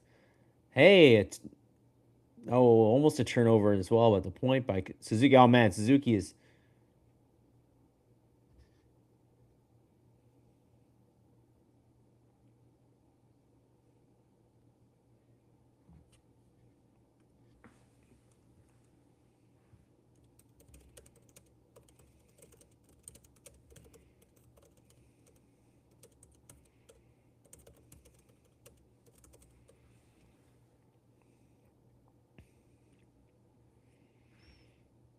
Hey, way to use your cheek, Texier. It's like the perfect amount of blood, just a little poke. So he's not hurt. He's not hurt legit, and the Canadiens got a 4-minute power play. Best case scenario for everyone involved, right?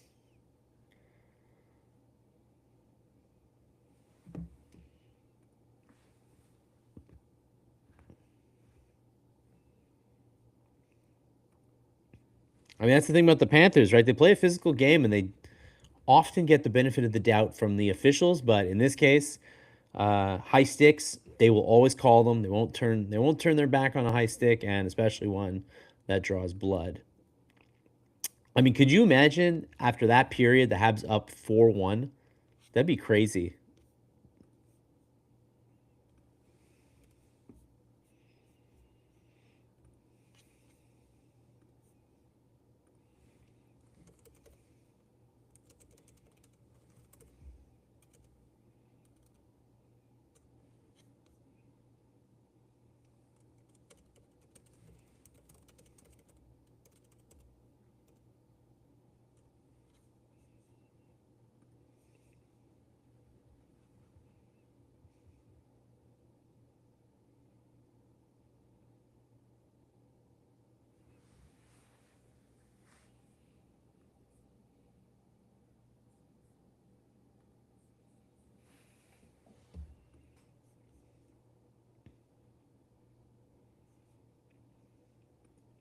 Texas seems to be learning his position quite well. Wonder how St. Louis is feeling about terminating his contract. Not sure why that happened, but come on.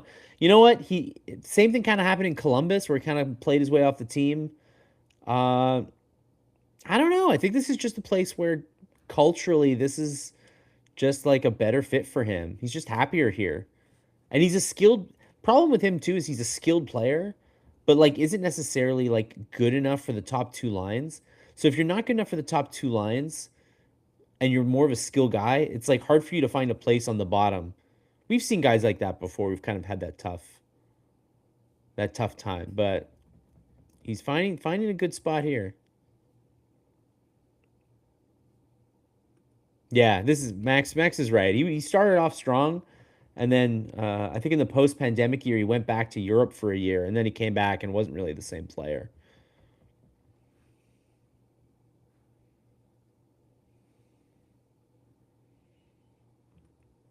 Harry, you're worried about some shenanigans from the Panthers? They are known for it, and they still got some tough guys out there, even if Marchand's not there. Florida plays dirty.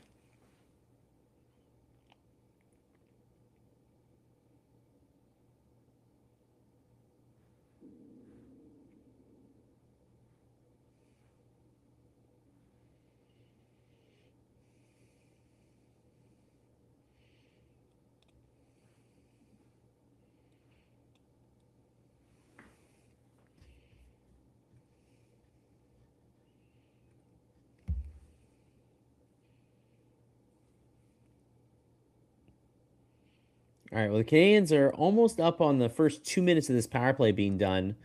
They haven't really, they're in the zone, but they haven't really created anything.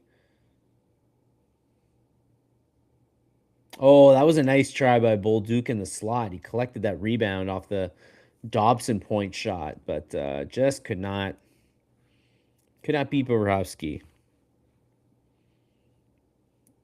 All right, there's 10 seconds left in the first penalty, and there's only a minute left in the period, so they're not even going to get the full power play this period.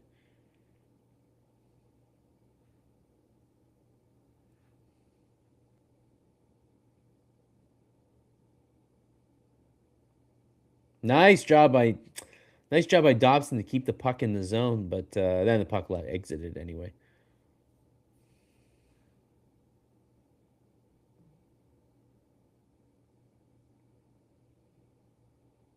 Oh, Texier with a nice shot coming in from the point.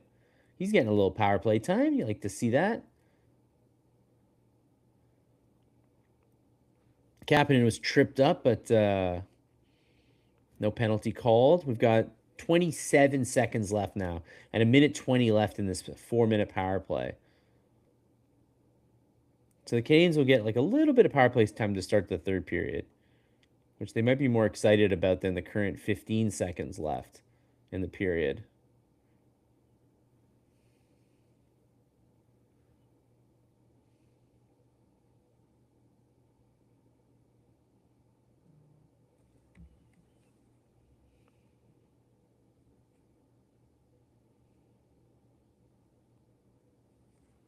All right.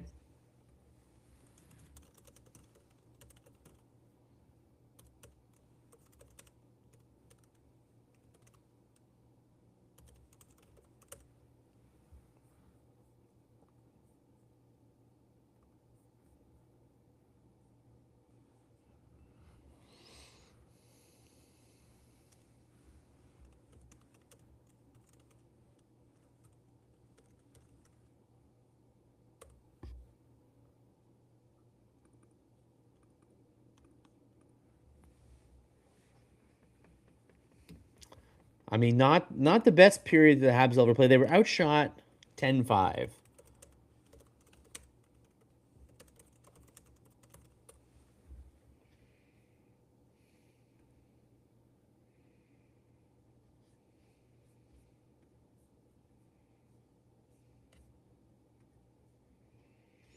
Hey, they're still leading. Can't be too mad about that.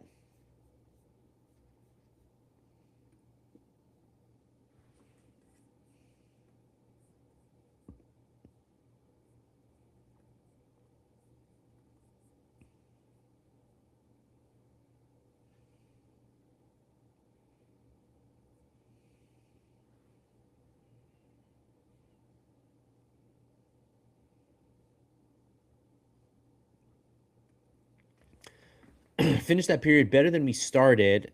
Have a rest come out strong in the third. Have to admit it, Monty has been mostly decent since his return. Just saying. Survived that period. That's a good way of putting it as well. Monty is playing the way he has played season after season. Hot, cold, warm, cold, ends the season hot. Every season. Yeah, he's definitely streaky. He's not a consistent performer, but so far tonight and the other 2 games since he came back, looking pretty good.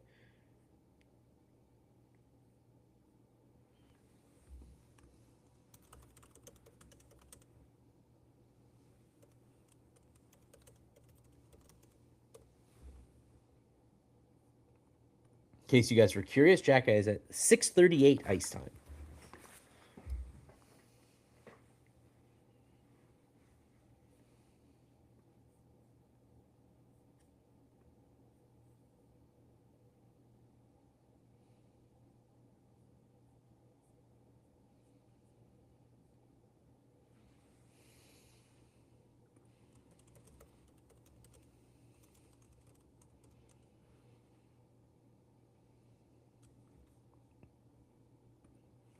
Have a good night, Paul, Michael Paul. Thanks for joining.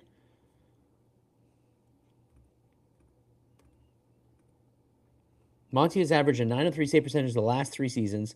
Goals against has gone down. His defense has improved. Each season, Monty would have stretches of good, great games followed by not so great games. He is an average goalie. He is the definition of an average goalie. Maybe slightly above average, but mostly average. Texier has been impressive. I really liked him on the first line. I think he's got the smarts and the skill to do it without dragging them down. Whereas I feel like Bolduc, just not enough of a stick handler to really be beneficial on that line, because you kind of have Caulfield and Bolduc both kind of looking to shoot, Whereas Texier, you have a guy who's willing to go to the net. You have a guy who's willing to stick handle one-on-one, who's very good one-on-one. It's probably the best skill he has.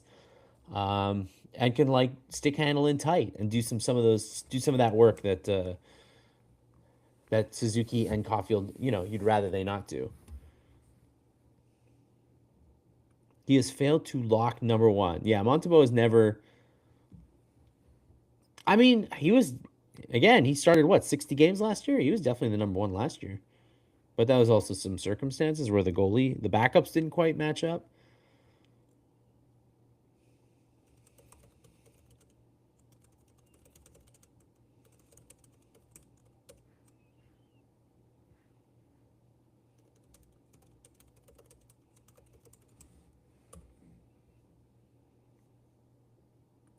The Panthers are at 60% on the deserve to win meter, which is not too surprising given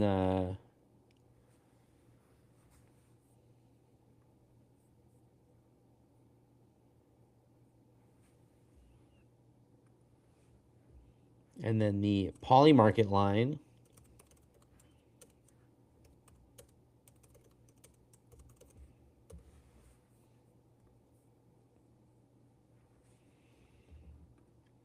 Poly Market has the Habs at 91 cents.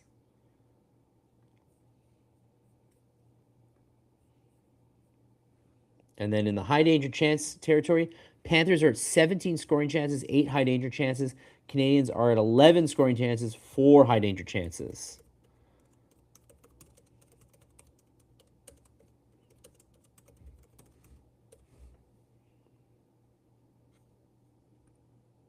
So the Panthers are undoubtedly outplaying the Habs. I don't think comes as a big shock to anybody, but the Habs do have the 2-goal lead entering the third period.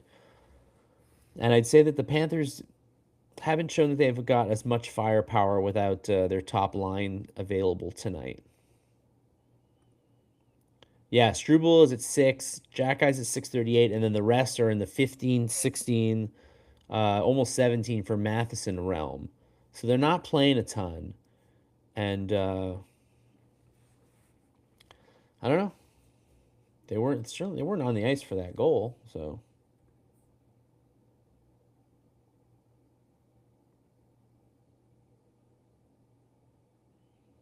the opposite, Jack Guy's +1.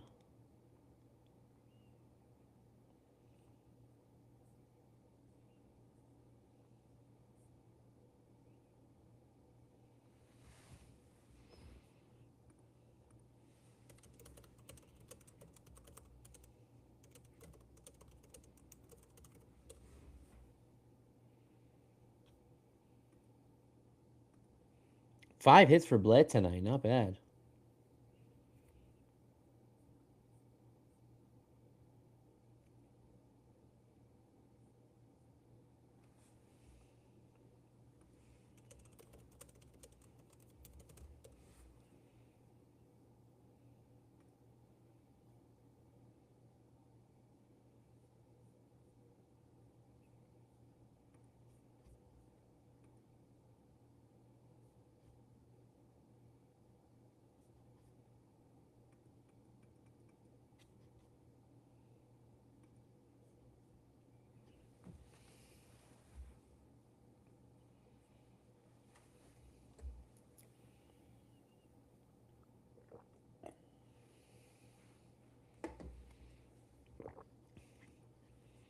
Struble struggles one-on-one. Yeah, he's you'd think that he'd be better in front of the net, right? Like he's a big body, he's so strong. You'd think he'd be bigger, gooder, and bigger and better in front of the net, and he just isn't. He's just not good at it. I don't think he's gonna last too long if he can't figure that skill out. How long is Evans out for? He was out for 5 weeks when he went down. Hold on, let me go check the calculator here. He started skating, by the way, so he's not hopeless.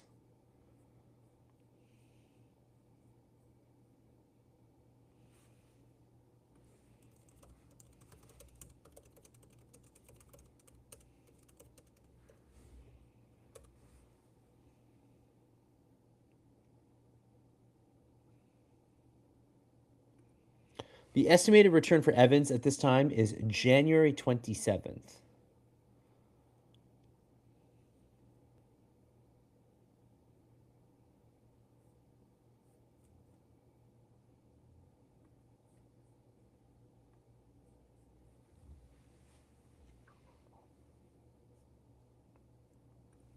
We'll never understand why people worry about a 1 or 2 minute difference in ice time. Coaches don't have stopwatches in their hand.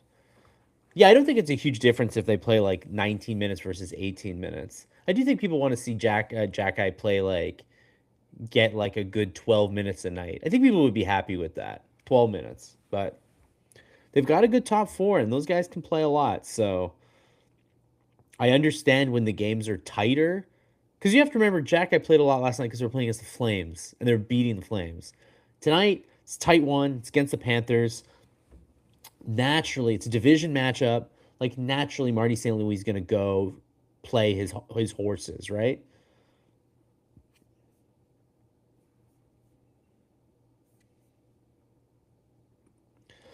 So let's say Evans and Anderson both come back in 2 weeks. Who's going down?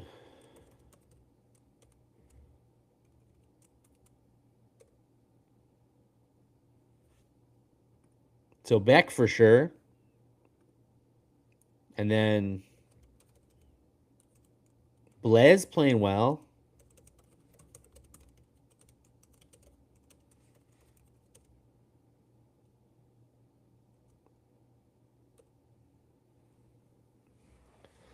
I don't think they want to expose Blake to waivers, but Blake could be a 13th forward though. That's the key though.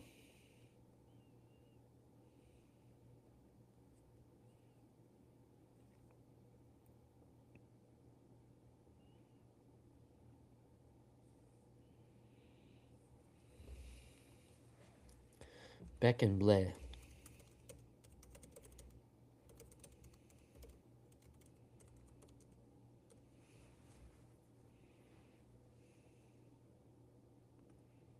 Like you can have just an extra guy sitting around. That's what Blais can be. I don't like you don't worry too much about him being the 13th. He's a veteran. You don't need him to play every night and get his reps. You know what I mean?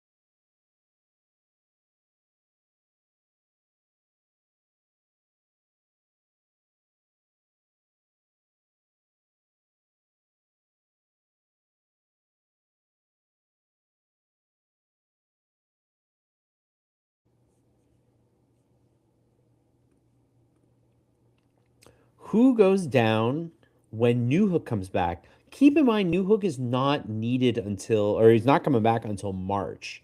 So he's actually coming back after the trade deadline, probably. So it's possible that they could make a move of some kind, like maybe they trade a player and get somebody back. So that's pretty far in the future. I don't know yet if we know. Texier is a 30-point player when he is at his best. He has only been at his best once in his career. He's like gonna have to fight to keep his job. If he keeps playing well, he might stick around a while. If he falls off, he's probably done. So, Max, Texier is definitely like nothing's locked in for that guy. He's gonna have to prove it and basically play better than he's ever. He's gonna have to play better than he's ever played in his career for sure. I mean, right now he's playing literally better than he ever has in his career. Right? He's up to what 12 points in 22, 23 games. That's already better than he's ever done. So he's gonna have to keep it up. Back in either Fowler, Dobes. Well, yeah, I mean, a goalie's going to go down at some point. Newhook, likely Blais. Again, quite a while in the future, so I don't know. I don't know yet if we really know what's going to happen. Difficult decisions as the team is playing well and there's too many bodies. Bolduc, Beck, Blais, Valeno.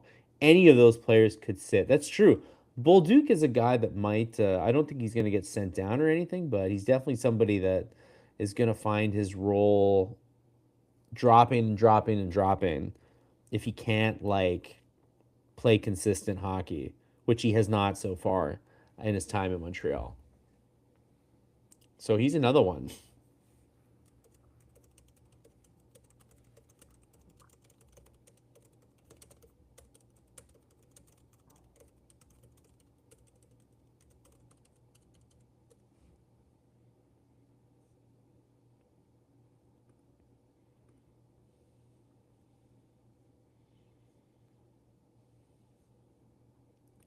Beck will go down to. That's the only thing that we know 100% for sure, Max. That's the one guarantee in this life. Beck's going down to Laval. First chance somebody comes back.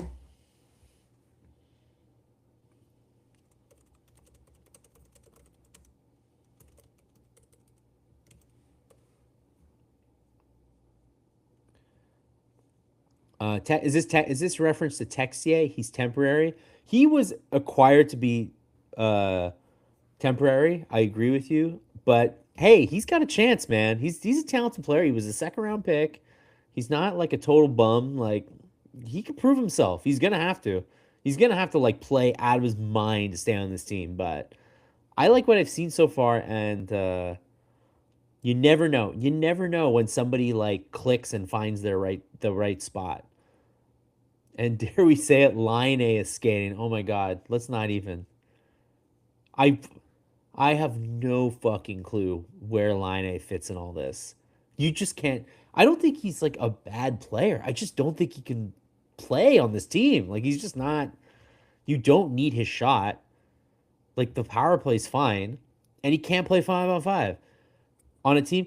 If he was like on Calgary last night on a team with like the worst power play in the league, he'd be great. But I just don't think there's room for him here. Value versus liability, exactly. I just don't think there's room for him anymore. Roster expansion in April.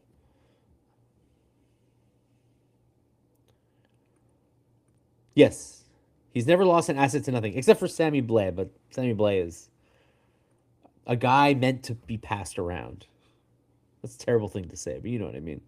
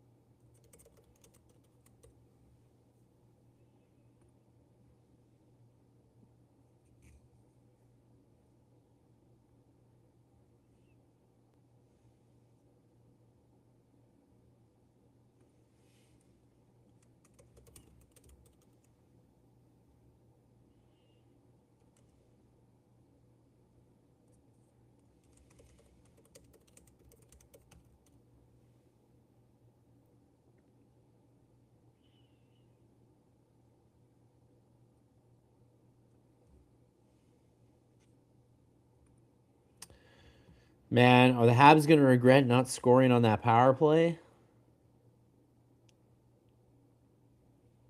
Oh, I see what the issue is.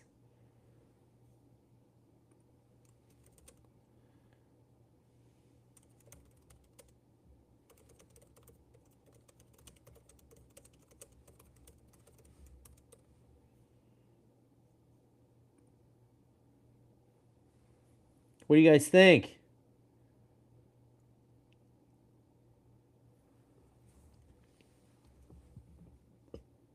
Kind of looked like he did. I mean, Danault's still in the box.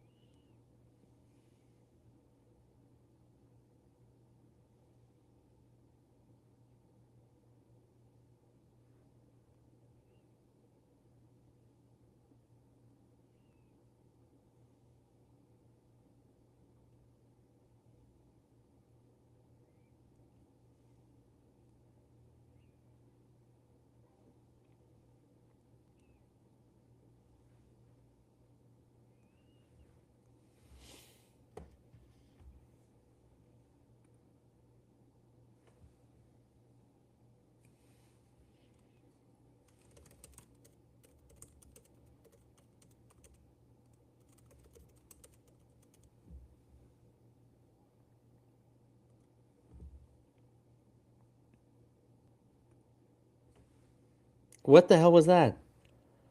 So you actually go and you review and you still keep the call, even though it's really clear that you got the call wrong? I don't. Then why go upstairs? What a weird play. Colin Campbell special right there.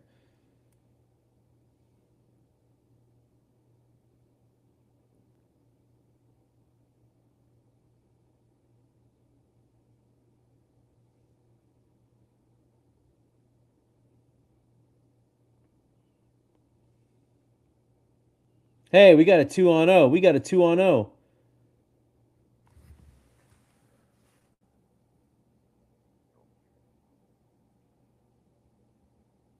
Man, Veleno could have had a few shorthanded goals this year. What a stop by Bobrovsky.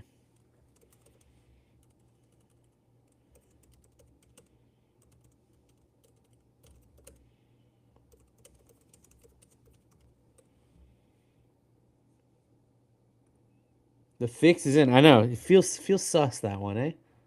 Why go upstairs? And then not change the call?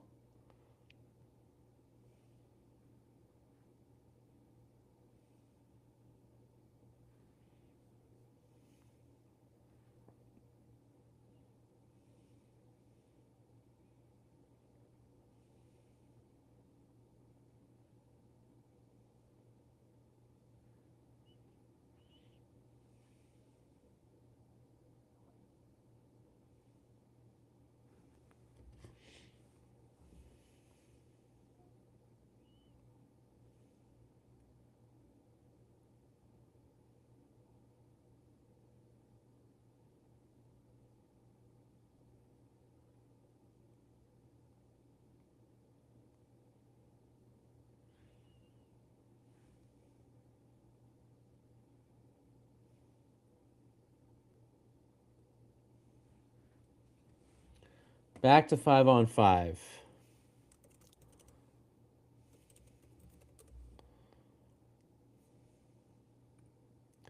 This is why Veleno is a penalty killer and on the power play. He's the anti Paul Byron. He still gets his chances on shorthanded, but he cannot score. Cannot finish. Where's Joel Armia when you need him? Oh, nice try by Gallagher. Tried to backhand one, but went off the outside post.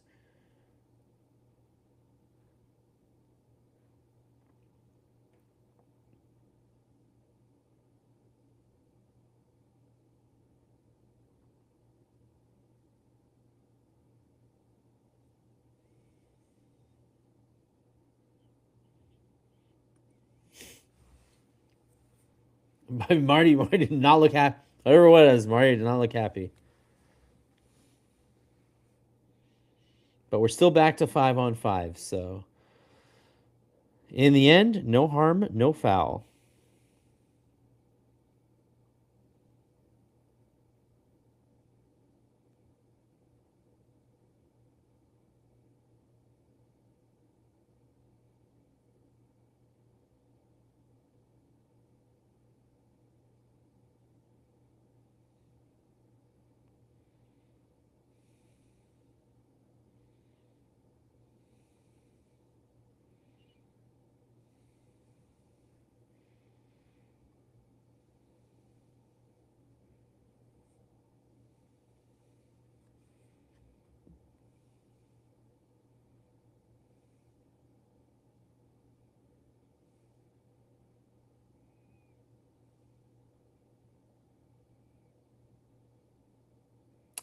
Interesting.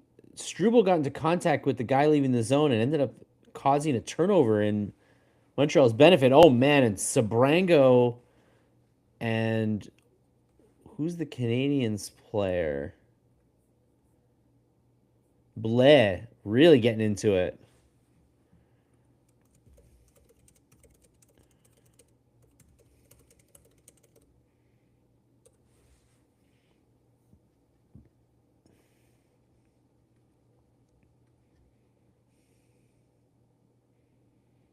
Oh yeah, Blais with a little bit of the going for the rebound there, kind of high stick the goalie. Florida Panthers are not going to take that sitting down. They quickly went to the defense of their goalie.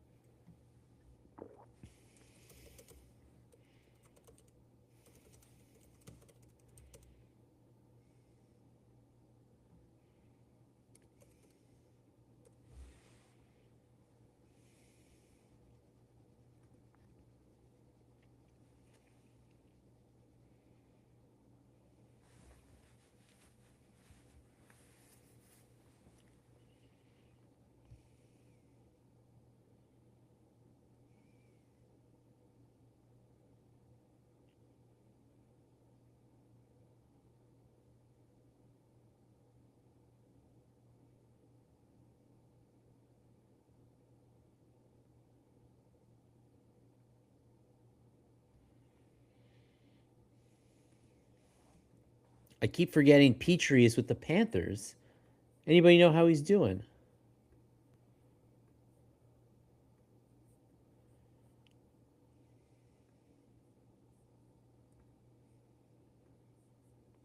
He is.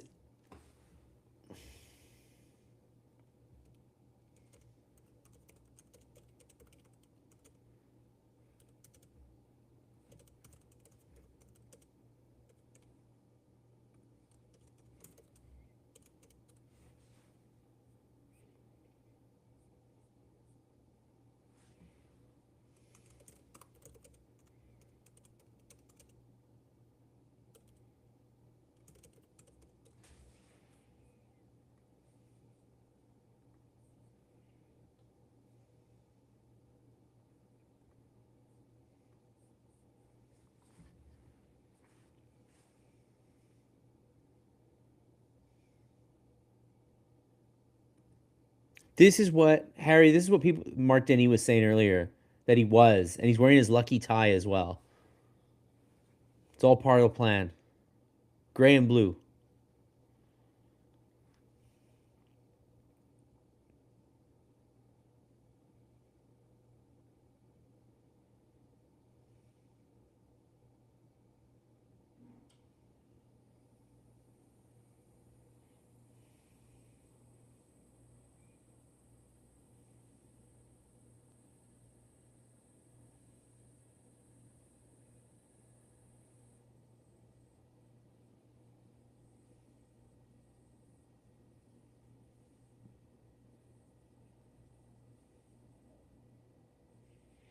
Canadians wasting time here 4-on-4. They're just like waiting for their spot. Oh man, Hudson blows a tire entering the zone.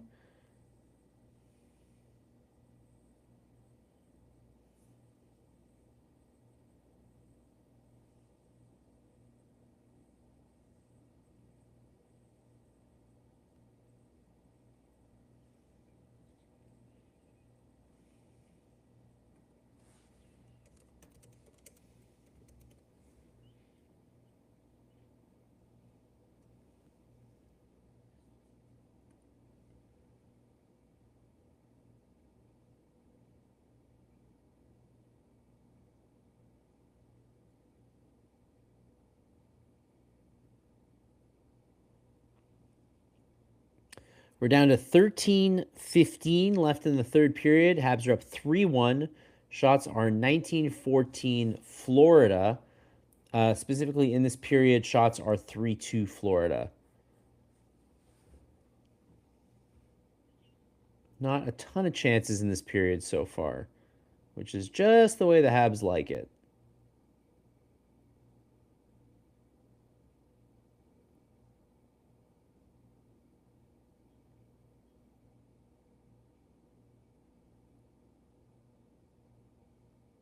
Do we got a 2-on-1 here?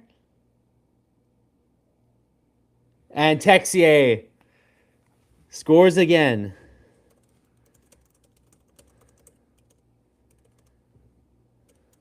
Unfreaking believable. What a player, man. What a time. He's having the time of his life. Unreal. So he's on a 2-on-1 with Caulfield. The Florida guy breaks the pass up, but the puck goes right back to Texier, and of course Bobrovsky slid over to try to stop Caulfield, so he's out of position. Texier right in the empty net.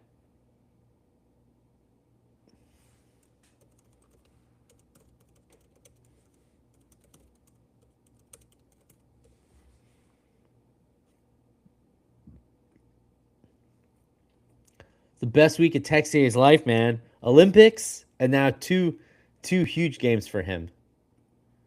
That guy can put the puck up high. He's good. Life is good. Oh my Lord, Texier.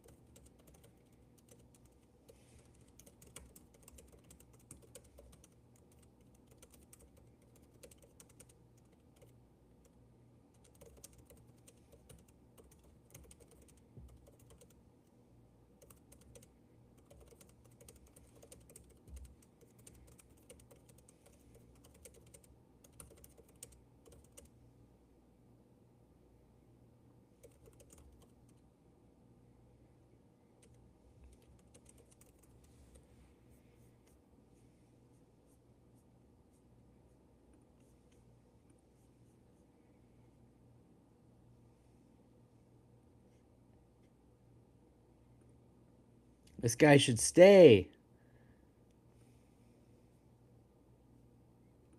If Anderson had Texier's hands, no kidding, eh? He has those in close hands. His one-on-one skills, both shooting and passing, really impressive. Really impressive. It's great someone from France has the nickname of Texas. I was reffing broomball last night, saw a similar play last night, but the attempted off a ricochet of the defense was intentional. Broomball. I haven't played broomball since high school, I think. Maybe they found their third player for that line. I don't know, man. He's looking good. Looking good. Big Sky text. I like that.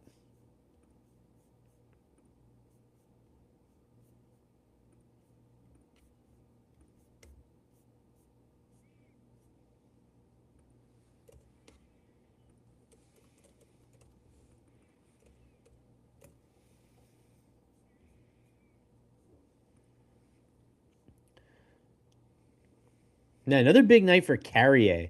He and Hudson, we all said, like, oh, they're going to be way too small to play together. And they are. I don't think it's like a permanent thing, but they're playing very well together right now. He certainly got the lucky bounce on that one. Hey, you got to be good to be lucky. That was a good to be lucky, lucky to be good play. Because they did create the 2-on-1, and he did, still get that shot off the rush, which was not easy. There is a Paris in Texas. That is true. What a save, Montembeault.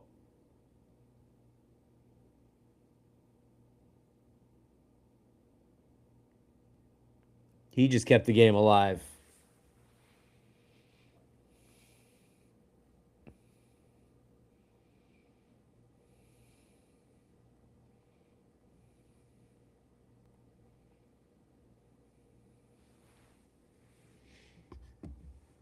Oh, yes. Let me get the assists. Hold on.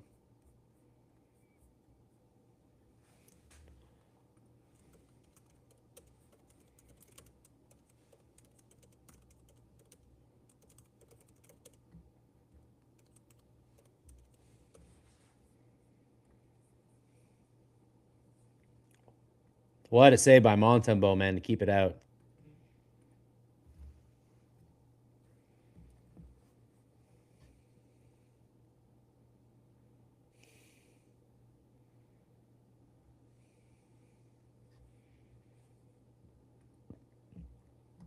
I agree. Top two lines are working.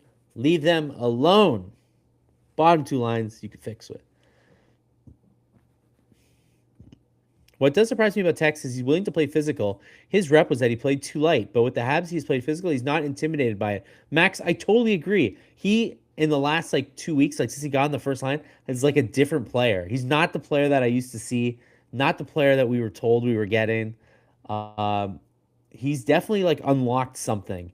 And he's more physical. He's doing exactly what I wanted Bolduc to be. But I wanted Bolduc to be more physical on the first line. And it didn't work out. He was too busy trying to get in scoring position.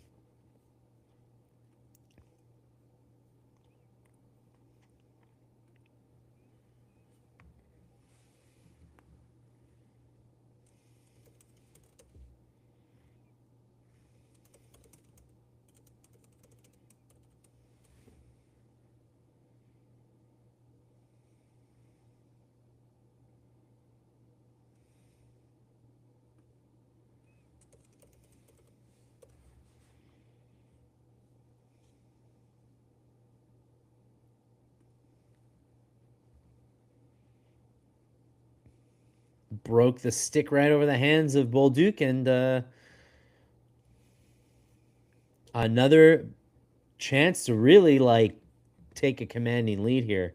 It's 10:48 left. Habs on the power play. 4-1 lead. 2 goals for Texier.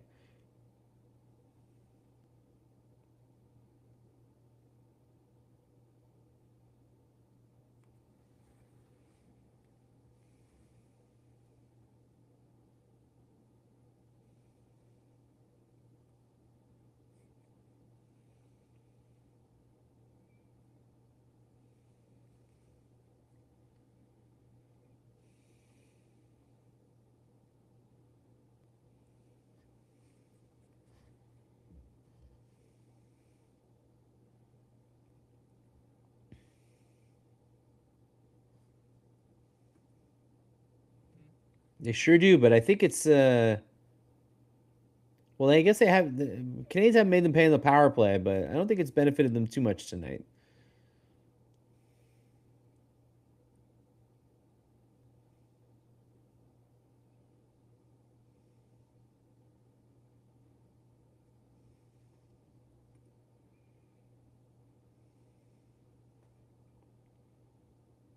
Oh, nice floated pass.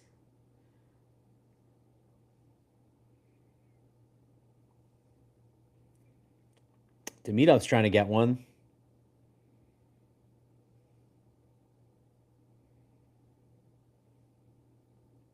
Oh, nice cross crease play by Caulfield, and he could not find Slavkovsky on the other side. Jack and Struble +2 now. Hey, they're playing well in limited time.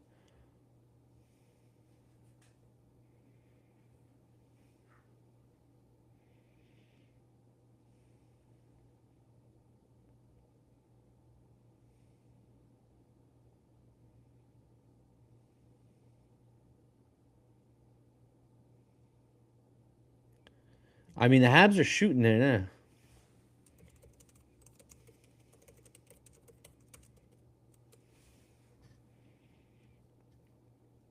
I mean, Habs are taking one timers here. Demidov had two, and then what a blast by Texier. Yo, he's got a shot.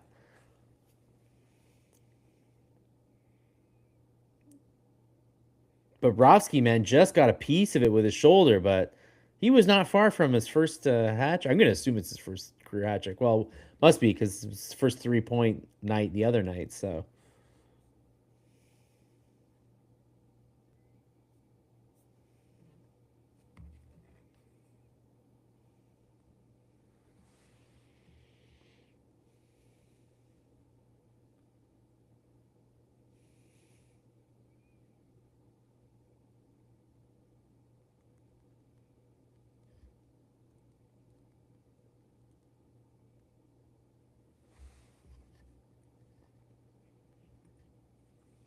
Oh no, I'm at 9:07 with 19 seconds left to go in the power play. That they got their chances, but it doesn't look like they're going to connect.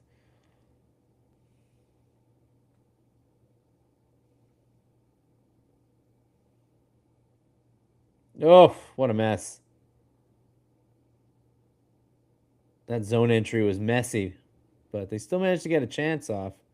Now we're back to 5-on-5.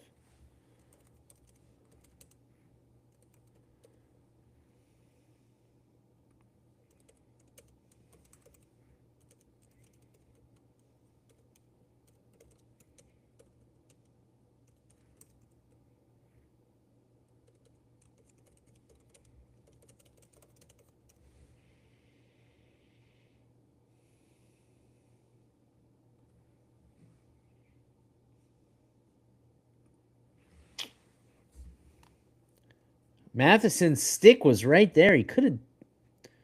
Ah, He actually did get a piece of Bennett's stick, but the puck it's just an unlucky bounce. Was right in front. Easy tap in for Bennett. Not much Habs could do there.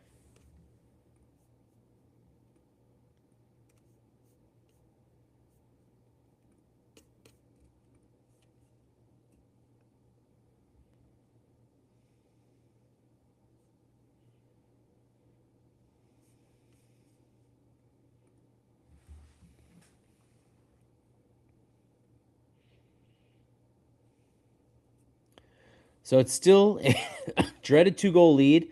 Exactly 8 minutes to go in the third period. Canadiens are up 4-2 on the Panthers. Texier scored twice, and Bennett just made a 2-goal game, scoring coming right out of the penalty box. 19 saves for Monty tonight.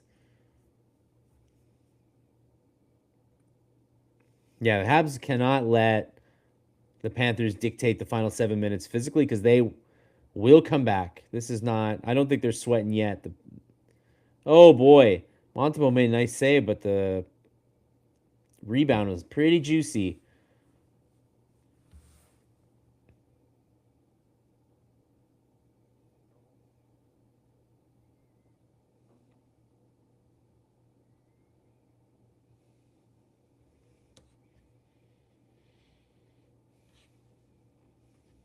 No dumb penalties. Yeah, you definitely don't want them to get back on the power play. Cappy cannot miss the net.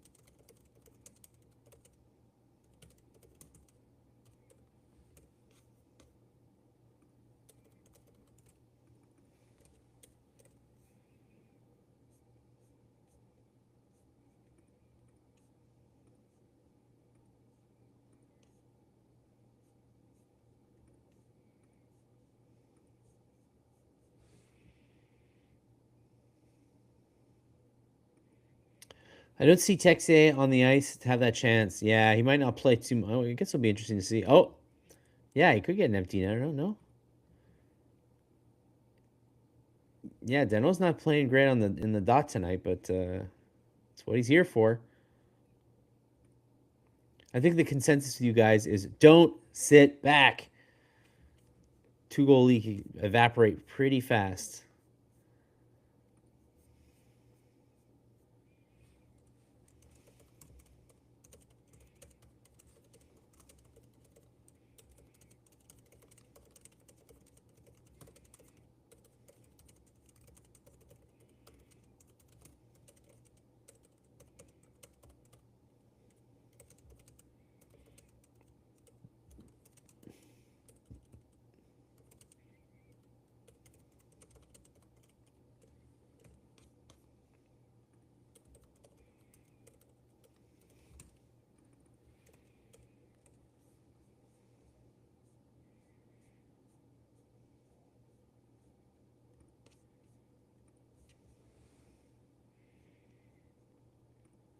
These are still the Panthers. Yeah, you cannot. This is definitely the team you don't want to go soft on in the final 6 minutes. This is going to feel like an eternity, guys.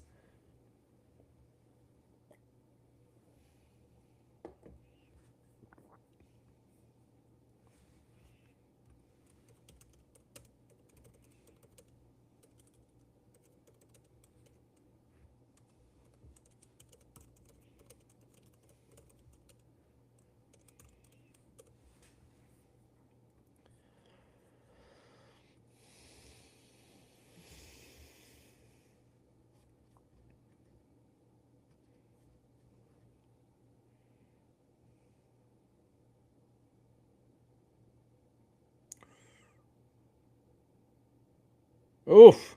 God, the Panthers are dominating right now. The Canadiens got to do something. They're getting manhandled.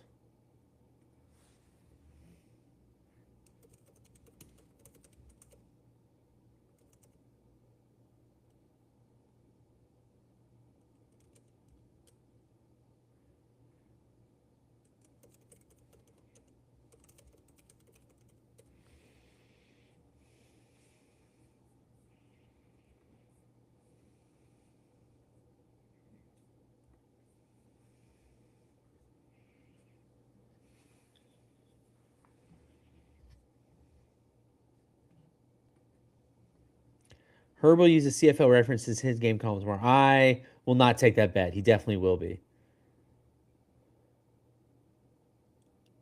It's what Herb's here for.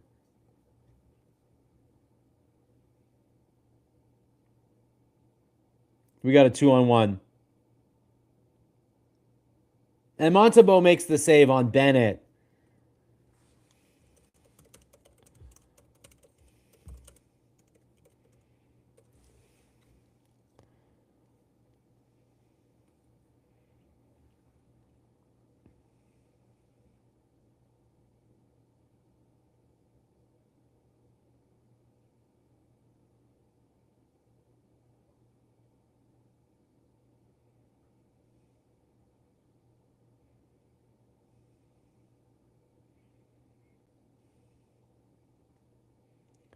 Nice job capping and fighting with Forsling for the puck, but nothing's going to materialize. We're down to 340. Florida out shooting Montreal 24-17, but they're down 2 goals. But they are pressing big time.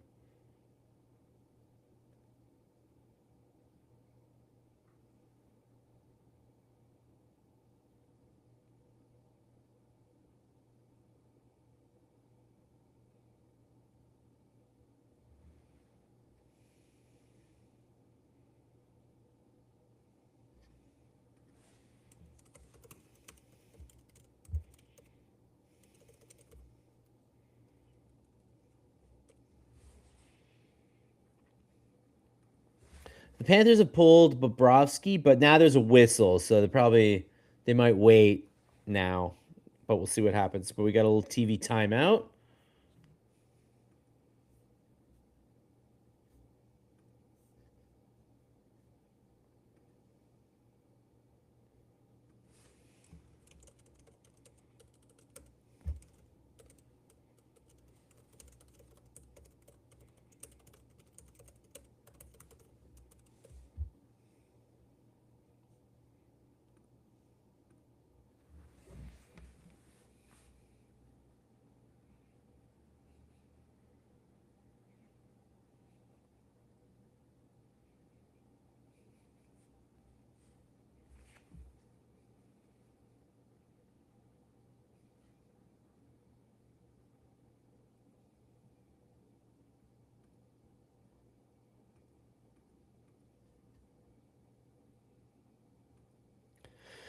T. Mort says, without Montembeault, we might be losing this game. Blue says Montembeault is making big saves tonight. Other than that turnover, Rick says, very good. Al Wilson gives it a 9.5 on 10. That's high praise. Harry says, Monty didn't dare touch the puck behind the net that time. Other than the one gaff, Monty's been good, Max says. And Ryan says, Montembeault's been very good tonight. All right, you guys are feeling good. I think he's won the job, man. I think he's the number one again. Maybe more of a timeshare with whoever ends up becoming the backup, which I'm starting to think might be Fowler, to be honest. But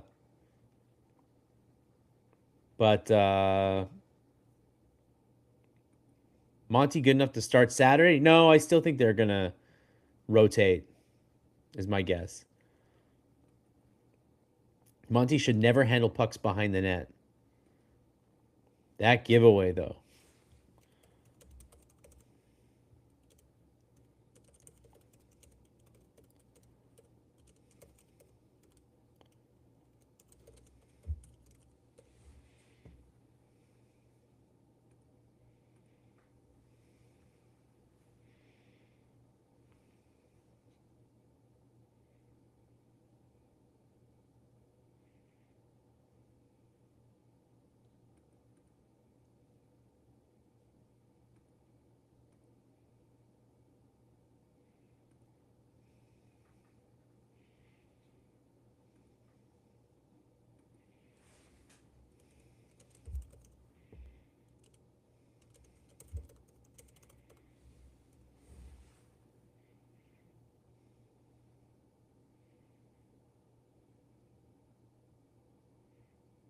Do we got a chance here? Empty netter for Slavkovsky?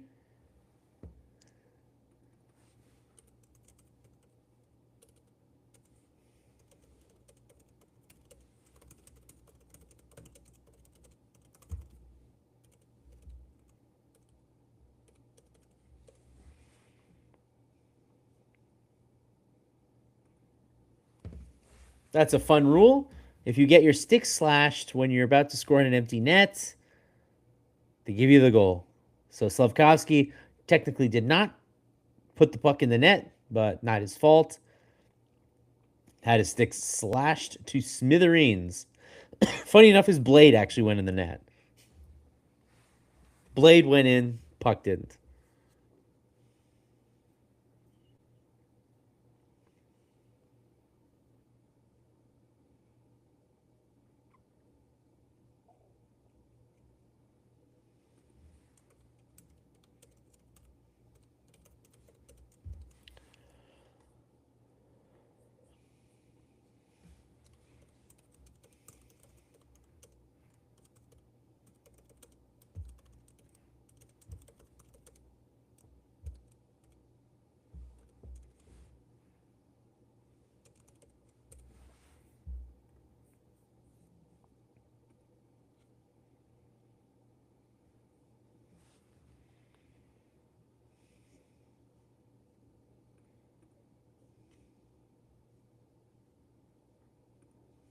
Yeah, they don't make sticks like they used to. Yeah, try telling that to Mike Matheson, who basically has a stick smashed every 5 minutes.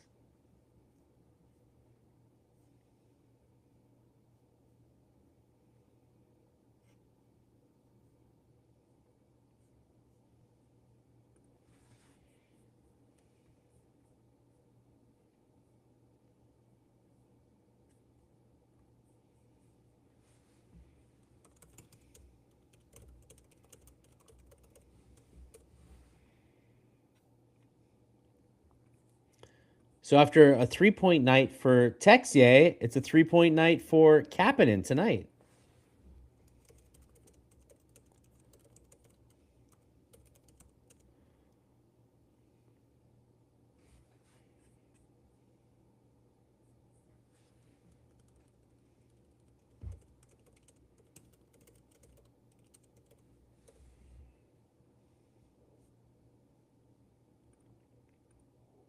Big game, Red Wings. I know. I got some wooden sticks that survived many a game.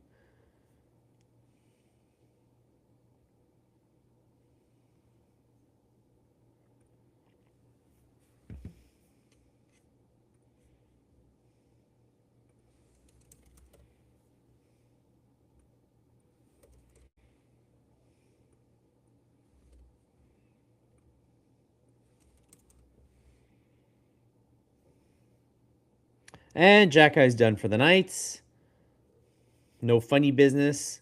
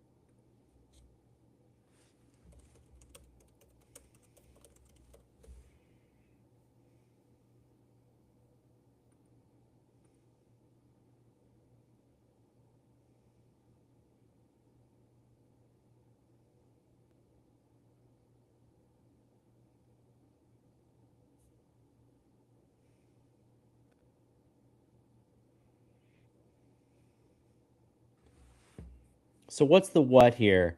So Beck gets 2 minutes for charging. Sabrango gets 2 minutes for there's 2 minutes for minor, so I don't know what. Jack Eye gets 10 minutes for misconduct.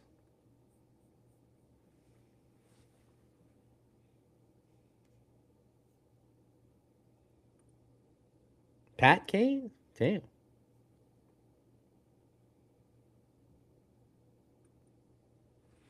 Does this win put the Canadiens in a conference lead?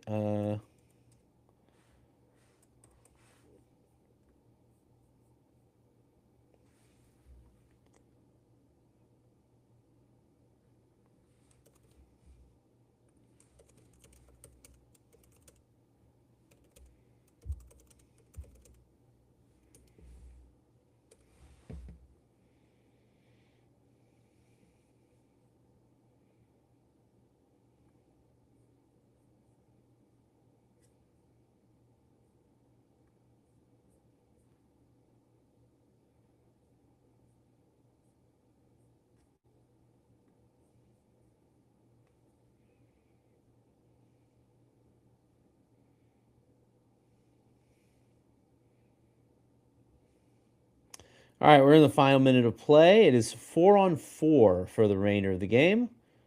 Oh no, it's 5-on-5. And Texier hat trick. Unfreaking believable.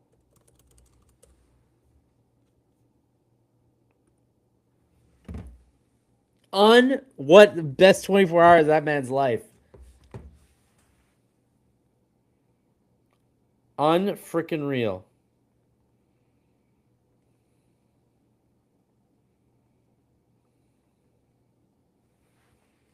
Unfreaking believable.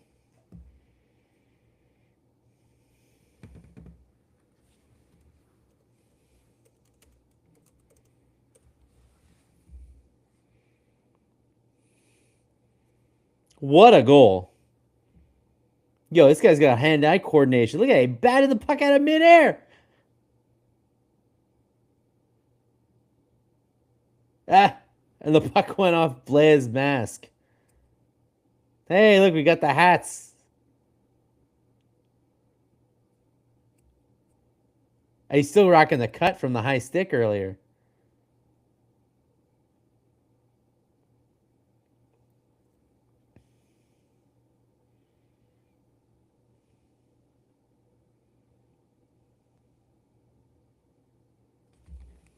Unfreaking believable.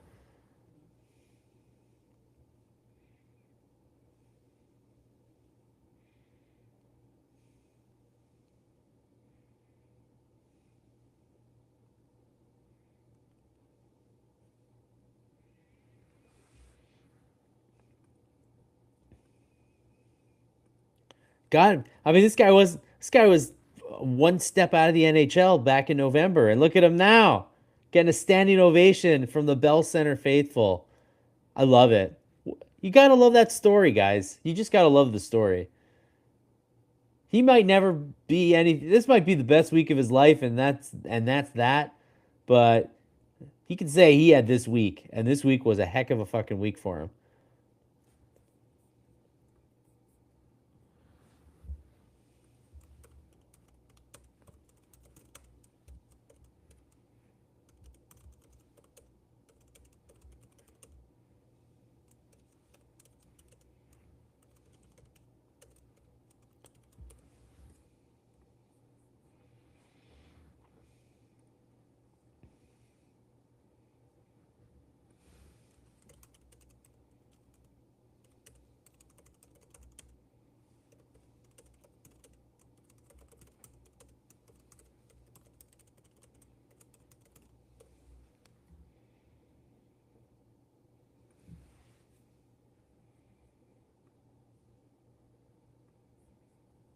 What a game!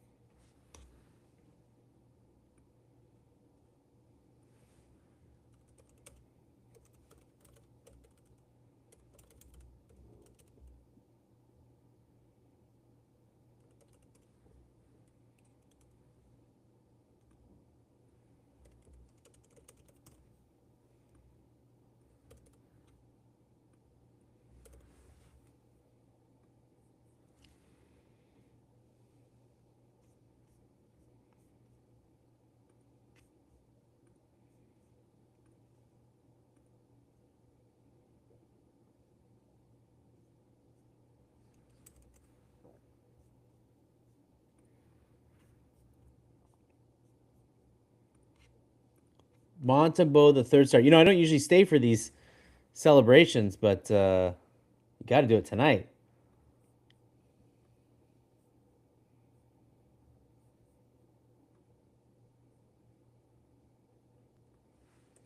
Kapanen, second star.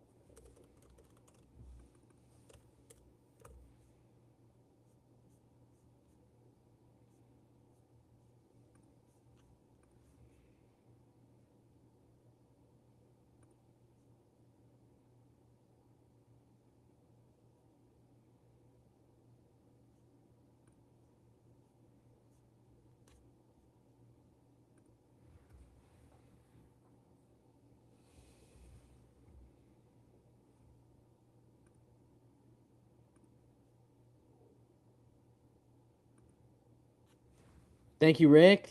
Thank you, everybody. Thanks, Estelle. Thanks, Bob. Wings, I like it. He won't take any heat if he keeps up that play. Who are you talking about? Love the way this team plays as a group. You guys are happy for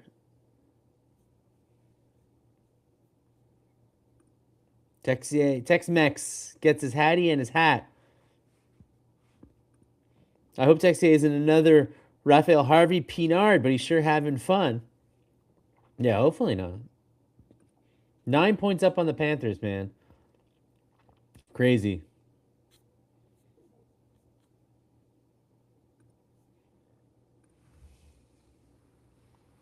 All right, well, there you go.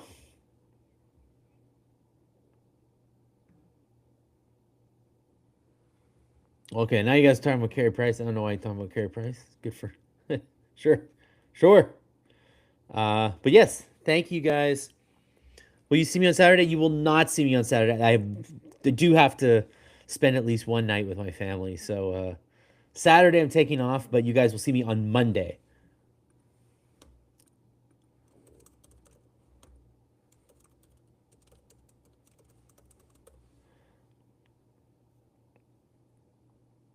I'll be back on Monday for y'all. Right? That's the next game, right? Am I crazy? Yeah, we got big ones. Got the Canucks on Monday and the Caps. Ooh, the Caps on Tuesday. So we'll reconvene for that. As always, you can check about last night on the website, on the Gazette website at 6 a.m. tomorrow. You can also check out the hidden game in like an hour or so. And if you want to watch the goals and relive Alexandre Texier's hat trick, first career hat trick, the Liveblog replay is already ready to go and ready to serve your highlight watching needs. Thank you guys so much for joining. I'll see you guys on Monday. Have a great weekend. The Canadiens might actually be first place in the conference by the time Saturday's over. I guess it's possible, right? If they beat Detroit and Carolina doesn't win. It's crazy. This Habs team is on fire. So enjoy it, everybody.